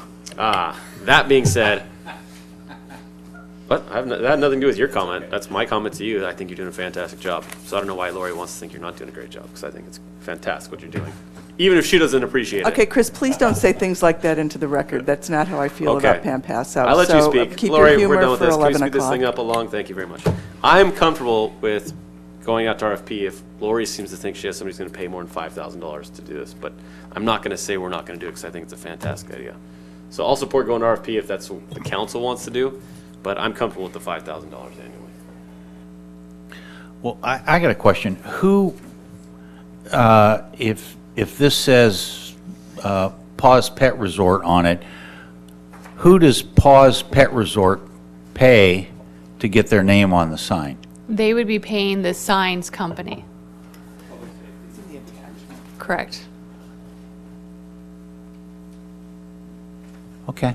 And so the $5,000 is the amount of money that we are currently spending on the bags that we have on our beach trail and the parks that are listed here. It wouldn't include if we were adding additional sites throughout the city. Because right now, most of our parks do not have doggy bags. Most of them are non-baggy doggy bag sites. And so what we have discovered is that usually if there is a bag there, the majority of good pet owners will use that bag and pick up after their dog. If there isn't a bag there and they forgot to bring them, that doggy waste is still sitting there. And so by having a program like this, then we would be able to expand to our other parks. But what we are suggesting is to go site by site, starting with a site that we already have the doggy bags. So that way we're not adding a larger amount if it is determined that it's unsuccessful. We don't want to all of a sudden have it in every single park where we haven't budgeted for it. So that's why we're asking, we would recommend that if this was approved, that we would go site by site so that we start with the sites that already have doggy bags and not start in a site that doesn't have doggy bags currently. But the logic of forbidding freeway signs, but being okay with beach-facing signs escapes me totally. Lori, your logic escapes me multiple times, so the fact that my logic escapes you is no surprise. I'm still comfortable with this. I'm willing to bend and go out to RFP if that's what you want to do. But if you want to bring up erroneous arguments about other things we've done in the past, then we can do that tonight, but that's not on the agenda. What's on the agenda this evening are doggy bags. So if we keep the topic of discussion and keep it moving rapidly, So then I think we should stay on this topic. What's the, is there an analog, is there other sponsorships we have in the city where they get a sponsorship and they get to display their name or their corporate identification on other city buildings or facilities? Not currently. I'd say that the largest thing that we might have is in publicity. So for instance, we have an event coming up where we will thank our sponsor, the Friends of San Clemente Beaches Parks and Recreation, because they're sponsoring an area at a special event. So we'll have something like that. Or we'll have sponsorship, but not on our... We sold tiles and bricks previously, right? That is true. So yes, in front of the Aquatic Center, you do have the pavers that are in front of there, and at Courtney Sandcastle, you do have the tiles that are on the restrooms. And we tried to sell naming rights to the parks, just no one bought them. And we do have the CARE program where we do have the names on our benches for people who have sponsored those. Oh, we have the names on the benches, although not, are they commercial in nature, or they're mainly They families? haven't been. They've been more of usually memorial in nature. I have a question. The yellow sign that says doggy pot, is that the name of our bags? Those are the name of the bags. structure? It's the name of the bags. So do we get a price break on the bags because we have this sign up? No. Okay, because I would say this yellow sign is more offensive to me than the other sign. I think that part should be removed. And this part with the very small, it's so small, the portion of who's sponsoring it, I would like to see that. This is what I don't like. It's excessive. So I think, take that off. What's funny is when I initially read this report, I thought we were going to put it over the doggy pot sign. It wasn't until the presentation this evening that I realized it was actually up there. Yeah. So I think the signs are good quality, and I would be opposed to it if it was much larger, the sponsorship, but it's really relatively small to it. And I like the fact that it has the code in there. That's a code that's going to go to the store so you can make reservations for your pet spa But somebody on a might public want beach that. trail. But if we could public message, let's talk about the train messages. I mean, Well, couldn't they, it's well, you said it had to advertising. be pets? So the way that the QR code works is that it doesn't go directly to the sponsor. It actually goes, their idea behind it was that it would go to a page that would be more like what we have for our shelter and being responsible pet owners, but also on that QR code page, then would be a link to the sponsorship. So it It's wouldn't. marketing. It would, yeah, it is marketing, but it wouldn't be a direct link For directly to that. $5,000 a year. So let me just finish the equation here. So they build the billboard the year one, and then there's no expense, and they're very high-quality signs. And so for 10 years, it's a very let me good deal clarify, for though, them. that It's a very good deal for Public Safeties Industries LLC. The $5,000, though, is the cost of the bags to replace them every single year. So it's an ongoing cost that BPR is now paying. I guess philosophically, I understand something here. We do commercial sponsorships in all sorts of events. I mean, that was one of the Ideas Band movies in the park that ultimately commercial sponsors would step in and cover the cost of that. I mean, philosophically, I'm trying to understand, we don't really have a problem with corporate sponsorship of city events, and we haven't had it in building facilities in the past. But Lori, your concern is more about blight on the beach trail? Is that what your concern is about? I'm concerned about sign blight on the beach trail because there's been groups that have been just, passionate about that. And also, having been in the advertising industry for about 25 years, I got to tell you, this is the best deal on the planet to get, who knows what they're going to charge to the pet spas and the pet food and the pet accessory and the, but it's worth looking at more thoughtfully. So I've got two issues. We're giving it away, but the bigger issue is it's blight for something beautiful in our town. Kathy, to your point, I think the Doggy Pot branding is a part of this agreement. They're probably getting those free just because they're branding for Doggy Pot. Or I'm not going to speculate on that, but it sounds like the Doggy Pot that's part of the sign. We actually have Doggy Pot signs around every single one of our... Those are out there right now? Correct. And I think they look terrible compared to the others. Oh, I see. So maybe Doggy Pot could have the 40 inches. Well, at this point, they should be getting $50,000 a year for that large sign out there. Okay, so here's what my take is on this is, listen, the fact is we've tried to monetize assets before, park sponsorships, where, we've tried to find out ways creatively to supplement the budgets. And, I think it's worth a shot. I don't know if I want to sign up for a 6-year commitment at 10 locations, but I'd be willing to try it at a few places to see, what the look and feel is like. If there's a sign blight concern, then that could be addressed then. I mean, there's, what I would consider as a beta test, effectively. Let's put them on a few trails and see how they look and feel. And if there's a problem with them, then we remove them. And if they aren't a problem or people don't really have a problem with it, then we proceed after that. And then we also probably should, to Lori's point, find out really what the market is for this, if there is any market for it. Really what we're talking about is 10 5x8 signs, fairly small. It's 10, 9. It's almost 40 signs. Correct. Oh, I'm sorry. If they did all of them at the same time that are currently Is that there. what's considered as part of the cost, or no? So they would be replacing they wouldn't just be adding, Oh, they wouldn't just be adding this sign to the green ones that we have currently. They would actually be replacing them, and they look a lot nicer than the ones we currently have. I see. So they're providing the signage as kind of a value add as part of that? Correct. That would be their initial investment.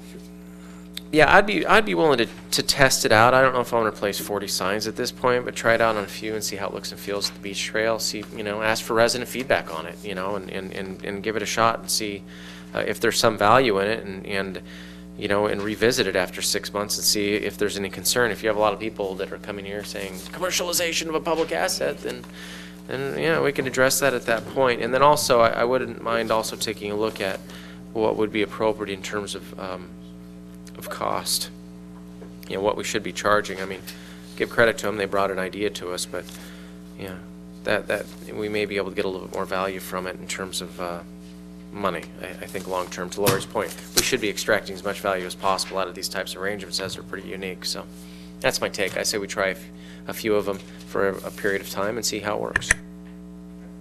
So you'll see if they even want to do that, if they want to try it out. I think what we could do is maybe approach them and see if they would like to do a 1-year pilot program, maybe at a few different parks, So that way we can really look and see, so it's not just one location, and see what the response is. See if there's any. Most important, see if there's any response whatsoever, you know. Well, I gotta tell you, this, first off, these new signs that we're putting up around town, I think the quality is much better than they used to be. I think they've replaced a bunch of signs. But frankly, on the beach trail, I'm up to here with signs. There have been enough signs on that beach trail since it was built. I mean, there's a beach trail sign on the beach trail, and so I'm with Councilmember Donchak. I agree. There's enough. I've seen enough of these signs on the beach trail. I mean, it's up where I used to live. There was a city trail that was out in the wilderness and next to, and they paved it, and it was a great thing. But there was you went walking on it for a long time, and then all of a sudden there were signs up that said trail, and we thought it was kind of odd. Anyway, I digress. But I won't be supporting this either. But if we're going to talk about a pilot program, then maybe we should talk about numbers and specifics, or do we want to let Ms. Passow use her best discretion on that? I think we could probably defer, but I would say that you want to do a concentration on the beach trail. I think you had the right idea. You tried it a few parks and see what the takeaway is, and we ourselves can see what it looks and feels like, you know, and you know, and I think on some of that, there's nothing ventured, nothing gained. You know, if we go back and ask for more money and say, well, that's not market, and then we stall out, I think that we can try it for a period of time. Hey, if it doesn't work and the sign blight is there, then pull them down, and I think it was a brave attempt. But if it doesn't really trigger that, and it looks okay, then, we could proceed and maybe look at expanding it. So what's the motion? My motion is that we direct staff to develop a beta test with Public Safety Industries, and develop a test program that would have a disbursement of signs across different parks of San Clemente, and that would provide, pet waste bags with some sponsorship opportunity, and try it for a period of 6 months, and then come back with a report and let us know. Well, let's. I think she said for a year. Oh, for a year. Sure. For a year. I don't know how many we want to do here. 5, 10? 10. 10 signs at different parks. So like one sign Beach Trail, one at, CC. Number that staff's comfortable with. How's that? Yeah, I'd say, yeah. Do you want to make it so that you're doing the entire park or an entire beach trail, or No. would you like it would to be, just it would do be a couple different around stuff? town, yeah, to Okay. just try different ones around town. And see how that works. Maybe one at each park, right? 1, 2, 3, 4, 5, 6, 7, 8, 9, 10. So that works, 10 for beta test of 1 year, and see how it's received by the public, and if it doesn't trigger any concerns, and at that time also we make sure that we're getting value out of the program, or that it's the cost is right, then we could proceed from there. Do you want that to be part of your motion? Mm-hmm. Okay. Second. Joanne, you going to get all that? Okay. Okay, motion by Brown, second by Ham, all in favor? Opposed? Opposed? That's Baker and Donchak opposed. Thank you, Pam. Thank you. Oral communications, part 2. I don't have any cards. And the next item is scheduling of meetings to interview and appoint individuals to serve on various city commissions and committees, and the Talega representative to the Friends of the Reserve Commission. We have 17 vacancies to fill, so in the past that has taken 2 meetings. I have put a calendar in front of you that shows the availability. The days that are free are the days that the council chambers are available. So all the blank ones are the free ones? All the blank ones are free, and on the 29th, the chambers is available after 5.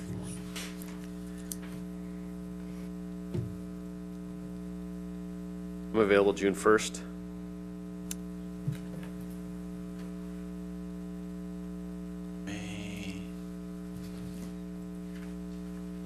Can you remind me, we didn't change any city council meetings in June, correct? Okay. Yes, actually, we did.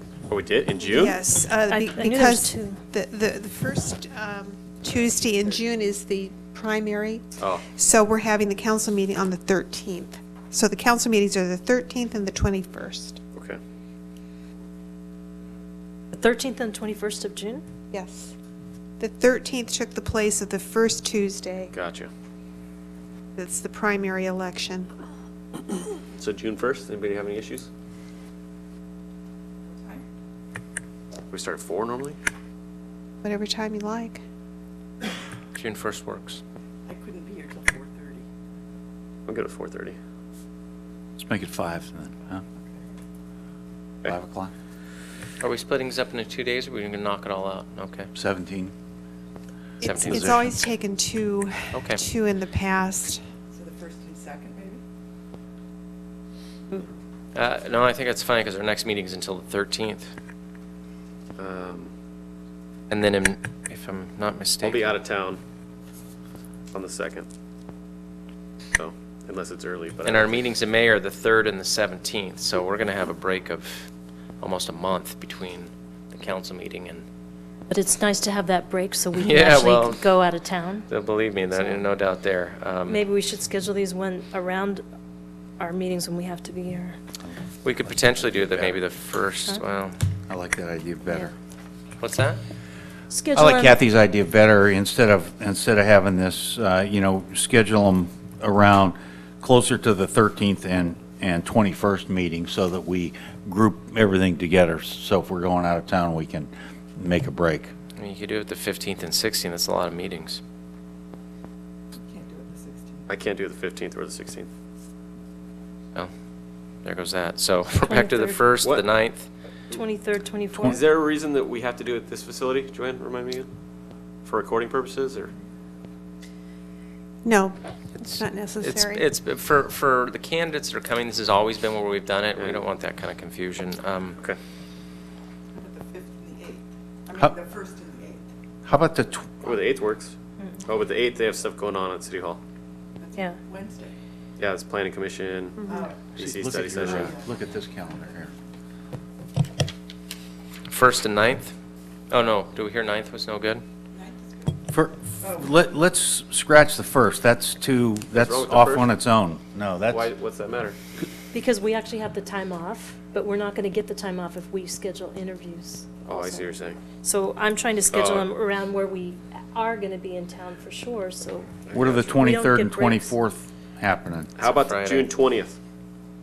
Monday. Okay? That's good. I'm okay. Okay. But I can't, the whole rest of the week, I've got JPIA. Four- I think I'm that way too.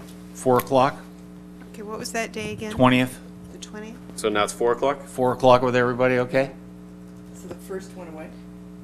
Yes, so First one far. away. The 23rd, 24th, Chris? Hold on one second, let me put this in. I've gone both of those days. 23rd and 24th are no good? Or the 27th?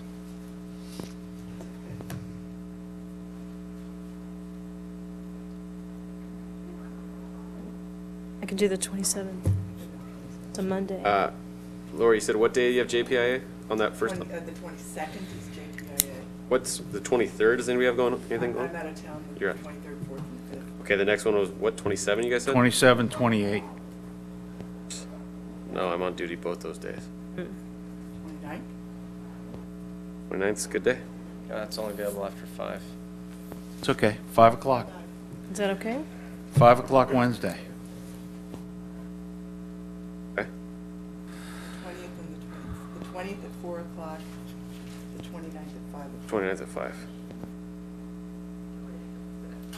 So I imagine probably want to do the heavy lifting on that Monday and see if we can Right. knock as many out as we Right. can. Okay, everybody good with that? Yeah? Okay. City manager? Nothing to report.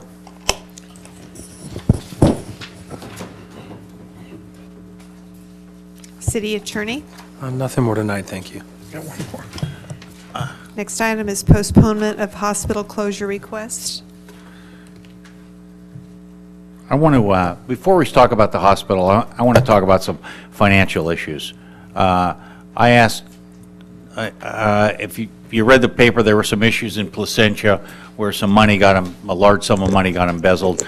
I asked the city manager and assistant city manager to brief the council on what checks and balances we have in place to prevent something like that from happening in San Clemente. The finance manager.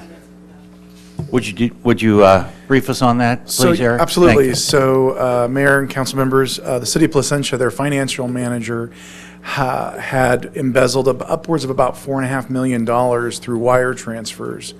What they discovered after the fact is that he also initiated the wire transfer and approved the wire transfer. So there was a lack of check and balances in that process. So the mayor did ask the question, and we went back and looked and just to make sure. And one thing that I do know from white-collar crimes, they're always evolving, and as soon as you create one safeguard, there's always a way to figure out a new way. So it's always good for us to review and look at our processes and procedures. So here for us, there's 3 different layers of protection as it relates to a wire transfer. The person that initiates it is one person. Then it goes to a separate person for review, and then it goes to a third person to actually push the button and send the wire transfer. So and those powers can be interchangeable, but they can't be the same person.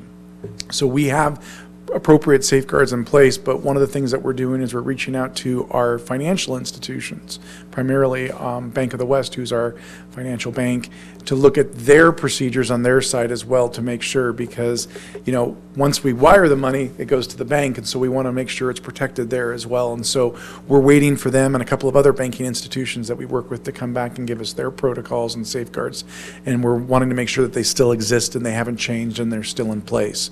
And so we're going to constantly be diligent to looking at that, and as soon as we see these types of things in the papers, we immediately look internally. And that's one of the things I know both me and James, we read about 4 to 5 different publications a day just to keep up with the local politics and the local trends that are going on. And as soon as those things come up, we go back and look internally to see, are we doing it right? Whether it's credit cards, whether it's wire transfers, or whether it's someone who issues the checks via AP and, you know, could create a dummy vendor that pays a bill via a purchase order. So those are things that we're very cognizant of and constantly being aware of. Not to mention our warrant register is not only reviewed by me, line item by line item before it's sent, also Mark Taylor, our treasurer. So we have a lot of eyes looking on things. But again, we don't want to let our safeguards down, and we always want to be diligent and aware.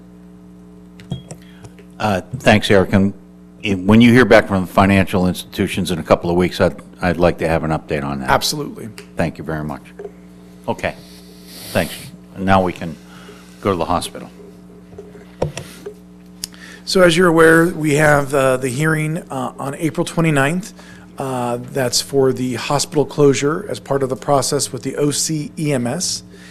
And staff was directed to draft a letter, which is attached to your agenda report, that is basically for council's approval to be submitted. This would be submitted before the end of the week in lieu of the hearing next week. And the request is to postpone the hospital closure until an alternative healthcare provider is found. But obviously, this is a draft and open to any edits or recommendations the council may have for this letter. So with that, I stand ready to take any direction from the council. Go ahead, Chris. Does somebody have a copy of the letter? Right here. It didn't get included in my Sure it is. agenda? Sure it is. Go right behind the scheduling of the meetings. It's hard to see because it's only separated by. Commissions, committees? Go to the next one. Oh, it's not under its own thing. Okay, it's under that one. Got it. Okay. Yeah, there you go. Got it. I tried to be a little bit succinct in this letter and not lay out the entire case. I didn't think that was helpful. However, at the April 29, 2016 meeting, I would encourage anybody out there who is concerned about this hospital closure, as this entire city council is, I would encourage everybody who is concerned about this to please come to this hearing and make your voice heard. This is not a San Clemente issue. It is a entire South Orange County issue. This is very important, and I would invite you to show up April 29th at 9 a.m. at the Commission Hearing Room, County of Orange, Hall of Administration, 333 West Santa Ana Boulevard in Santa Ana. Council members, city manager will be there, and representatives from the Orange County Fire Authority, and there'll be a lot of folks there. So I would be less succinct at that meeting. Was this letter already sent? No. Just two quick changes. In the second paragraph, if this hospital is to close, you can say were to close. If this hospital is to close, it will negatively affect the residents of San Clemente. Not only will medical transport times increase significantly with closure, but the city will incur at least, you say may incur. Sure. I think it's pretty safe. We need to maybe put a will in there, at least 1.2 million additional public safety costs and a projected increase in mortality rates between 5 and 15% throughout the entire southern region, just to add some detail. I was going to make the same will point, so I'm in on that. And then at least 1.2 million, because we're and mortality and a projected increase. And mortality rates will increase between 5 and 15% throughout the South Orange County. I think it's probably safer to say a projected increase, because we're just making a projection. It's difficult for us. I mean, unless we have something. We have a spectacularly germane study that shows when a hospital like San Clemente closes, it increases mortality rates by between 5 and 15%. Those are the key numbers for me that really set me off on this, Tim. This study is done in San Francisco, and it talks about a hospital just like San Clemente's. The impacts on the surrounding emergency rooms make your mortality rate go up by between 5, and the numbers are 5, 10, and 15%, whether if you have sepsis, a heart attack, or a stroke. Those are the three things they talk about, 5, 10, or 15%. If you live next door to Mission Hospital's emergency room, your mortality rates will go up by 5, 10, or 15% because of the impacts of all the people that currently use San Clemente's emergency room flooding over into that emergency room.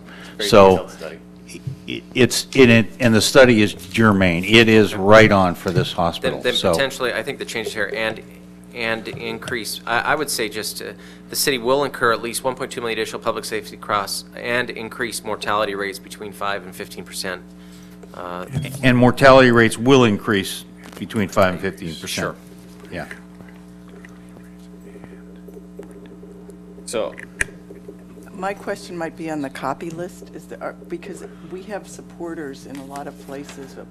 Would you want to put the Dana Point City Council? I'm glad you brought that up, because there are a lot more people to be copied on this. Yeah, because I think it's an important message. Let me know who, and we'll get them. Daryl Issa is very concerned about this. ACCOC is interested. Orange County Fire Authority. Yeah. OCSD. Orange County Sheriff's Department. Thank you. I have a couple of edits I'd like to add too. Okay. So just above the may to will, you said residents of San Clemente. I'd just like that to be expanded to residents of South Orange County. Because just like you said with that study, I realize you say that further down below in the Orange County region, but it affects everyone. Good idea. The residents of San Clemente and all of South Orange County. Perfect. And then where's that at? I'm sorry, where was that at? Right in the middle of the paragraph. 1.2. The line directly above 1.2 says residents of San Clemente and South Orange County. Got it. And then in conclusion, the city of San Clemente respectfully requests that you postpone. So after the discussion that Eric and I had with them, they're making a recommendation. So we're requesting of them to make a recommendation to postpone. So we request that you make a recommendation. Yes, that you recommend postponement of the proposed May 31st, 2016 Saddleback Memorial closure until an alternative. I like it the way it is. Well, they're making a recommendation to the state, and the state's the one who's actually going to postpone it. They're not doing it. So, because when you read their reports, the other two they've done throughout the county it's their recommendation, and the recommendation has been written very softly. So, we want a very harsh recommendation. How about that you request postponement of the proposed May 31st? That's fine. I'm not sold on recommend. I'm fine. Yeah, I think it's okay the way Okay. it is, yeah. I just wanted to be clear that we have an understanding of the process they're actually going through, and I don't want them to believe that we have these ideas of grandeur that they're going to postpone it. We know that it's their The county recommendation that's going to get it. So. But I'm okay And with for folks out there, if you are, if you would like to send letters, please send them to the city council about your concern for the hospital closure. Please send them to the California Department of Public Health, and please send them to Memorial Care if you're concerned about this. Memorial Care has been a very good partner for the city of San Clemente for many years, and we're disturbed by this whole turn of events.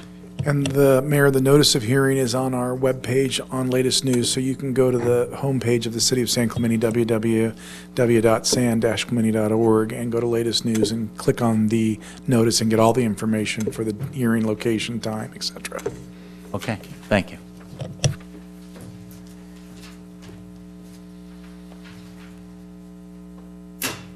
Second reading?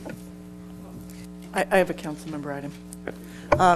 I attended, thanks to Pam Passo nominating Noni Fickling to the Parks and Recreation District 10 division. Noni Fickling was given the Volunteer Merit Award at the Newport Beach Community Center. Eric and librarian Karen and I and Pam escorted Noni to receive her award, and I'm assuming it's going to come into the chambers at some point, but it's Jazzy Crystal, and it's really nice to have our Parks and Recreation staff looking out for volunteers in the community, so thank you. Excellent. We will be bringing that back as a special presentation. I've also, you got a council member? Go ahead. So, Council, I had an opportunity to meet with the Skate Park Coalition. We're all very aware of them and the presentations they've done before the council. And, I was really encouraged by their enthusiasm. And I'm going to leave one of their books that they left here for the council to purview about some of the ideas they had. Maybe you've seen this before, but it was really well done. One of the things that it occurred to me that right now they're developing nonprofit status, they're looking for a partner, as well as going out to seek sponsorships to build the skate park. And there's a little bit of a chicken-egg problem there in that it's difficult for them to be taken credibly because they have really nothing. They're just raising based on their passion right now.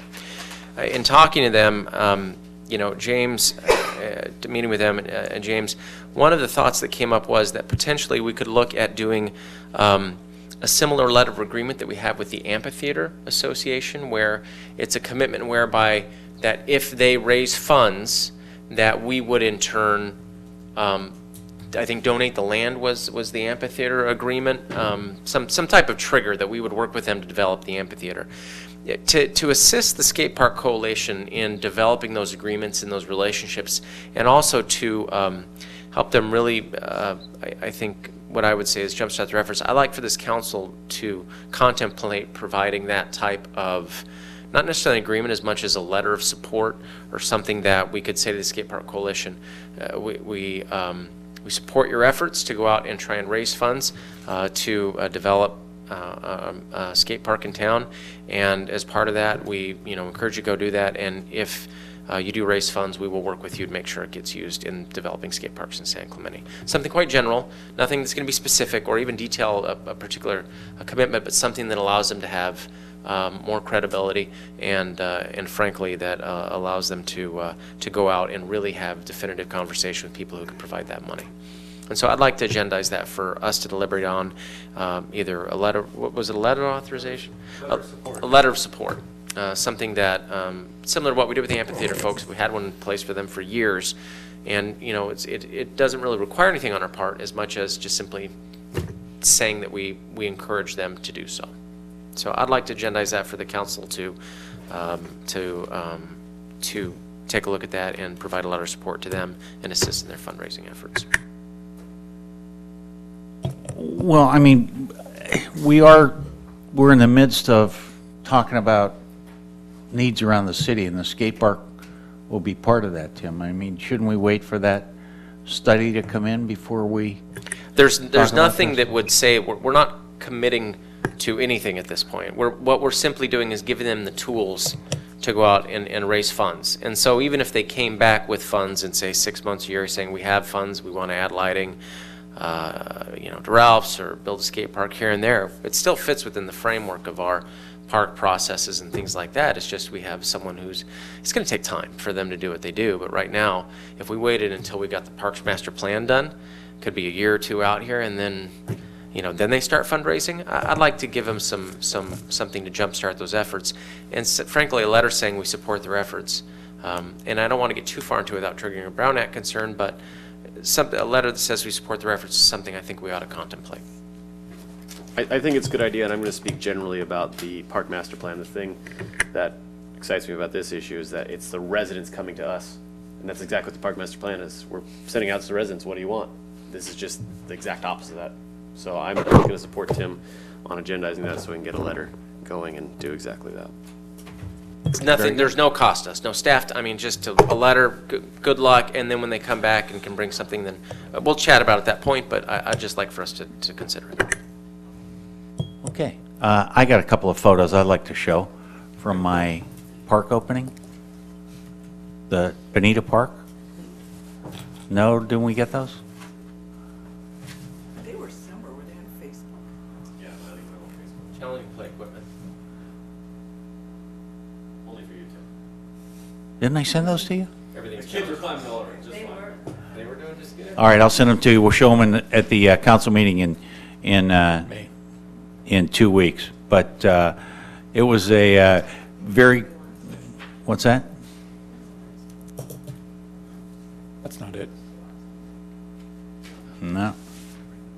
All right, we'll do them for 2 weeks from now. Anyways, a great opening of Bonita Park, and I just wanted to announce that I was honored to be almost the first one down the sliding board in honor of Max Berg and Max's trip, the first one down the sliding board when we redid the play equipment at Max Berg Park. So I did that in honor of Max. I haven't been on a sliding board in a few years, probably as many as Max, but anyway, in honor of Max, I was down the. Yeah. What is a sliding board?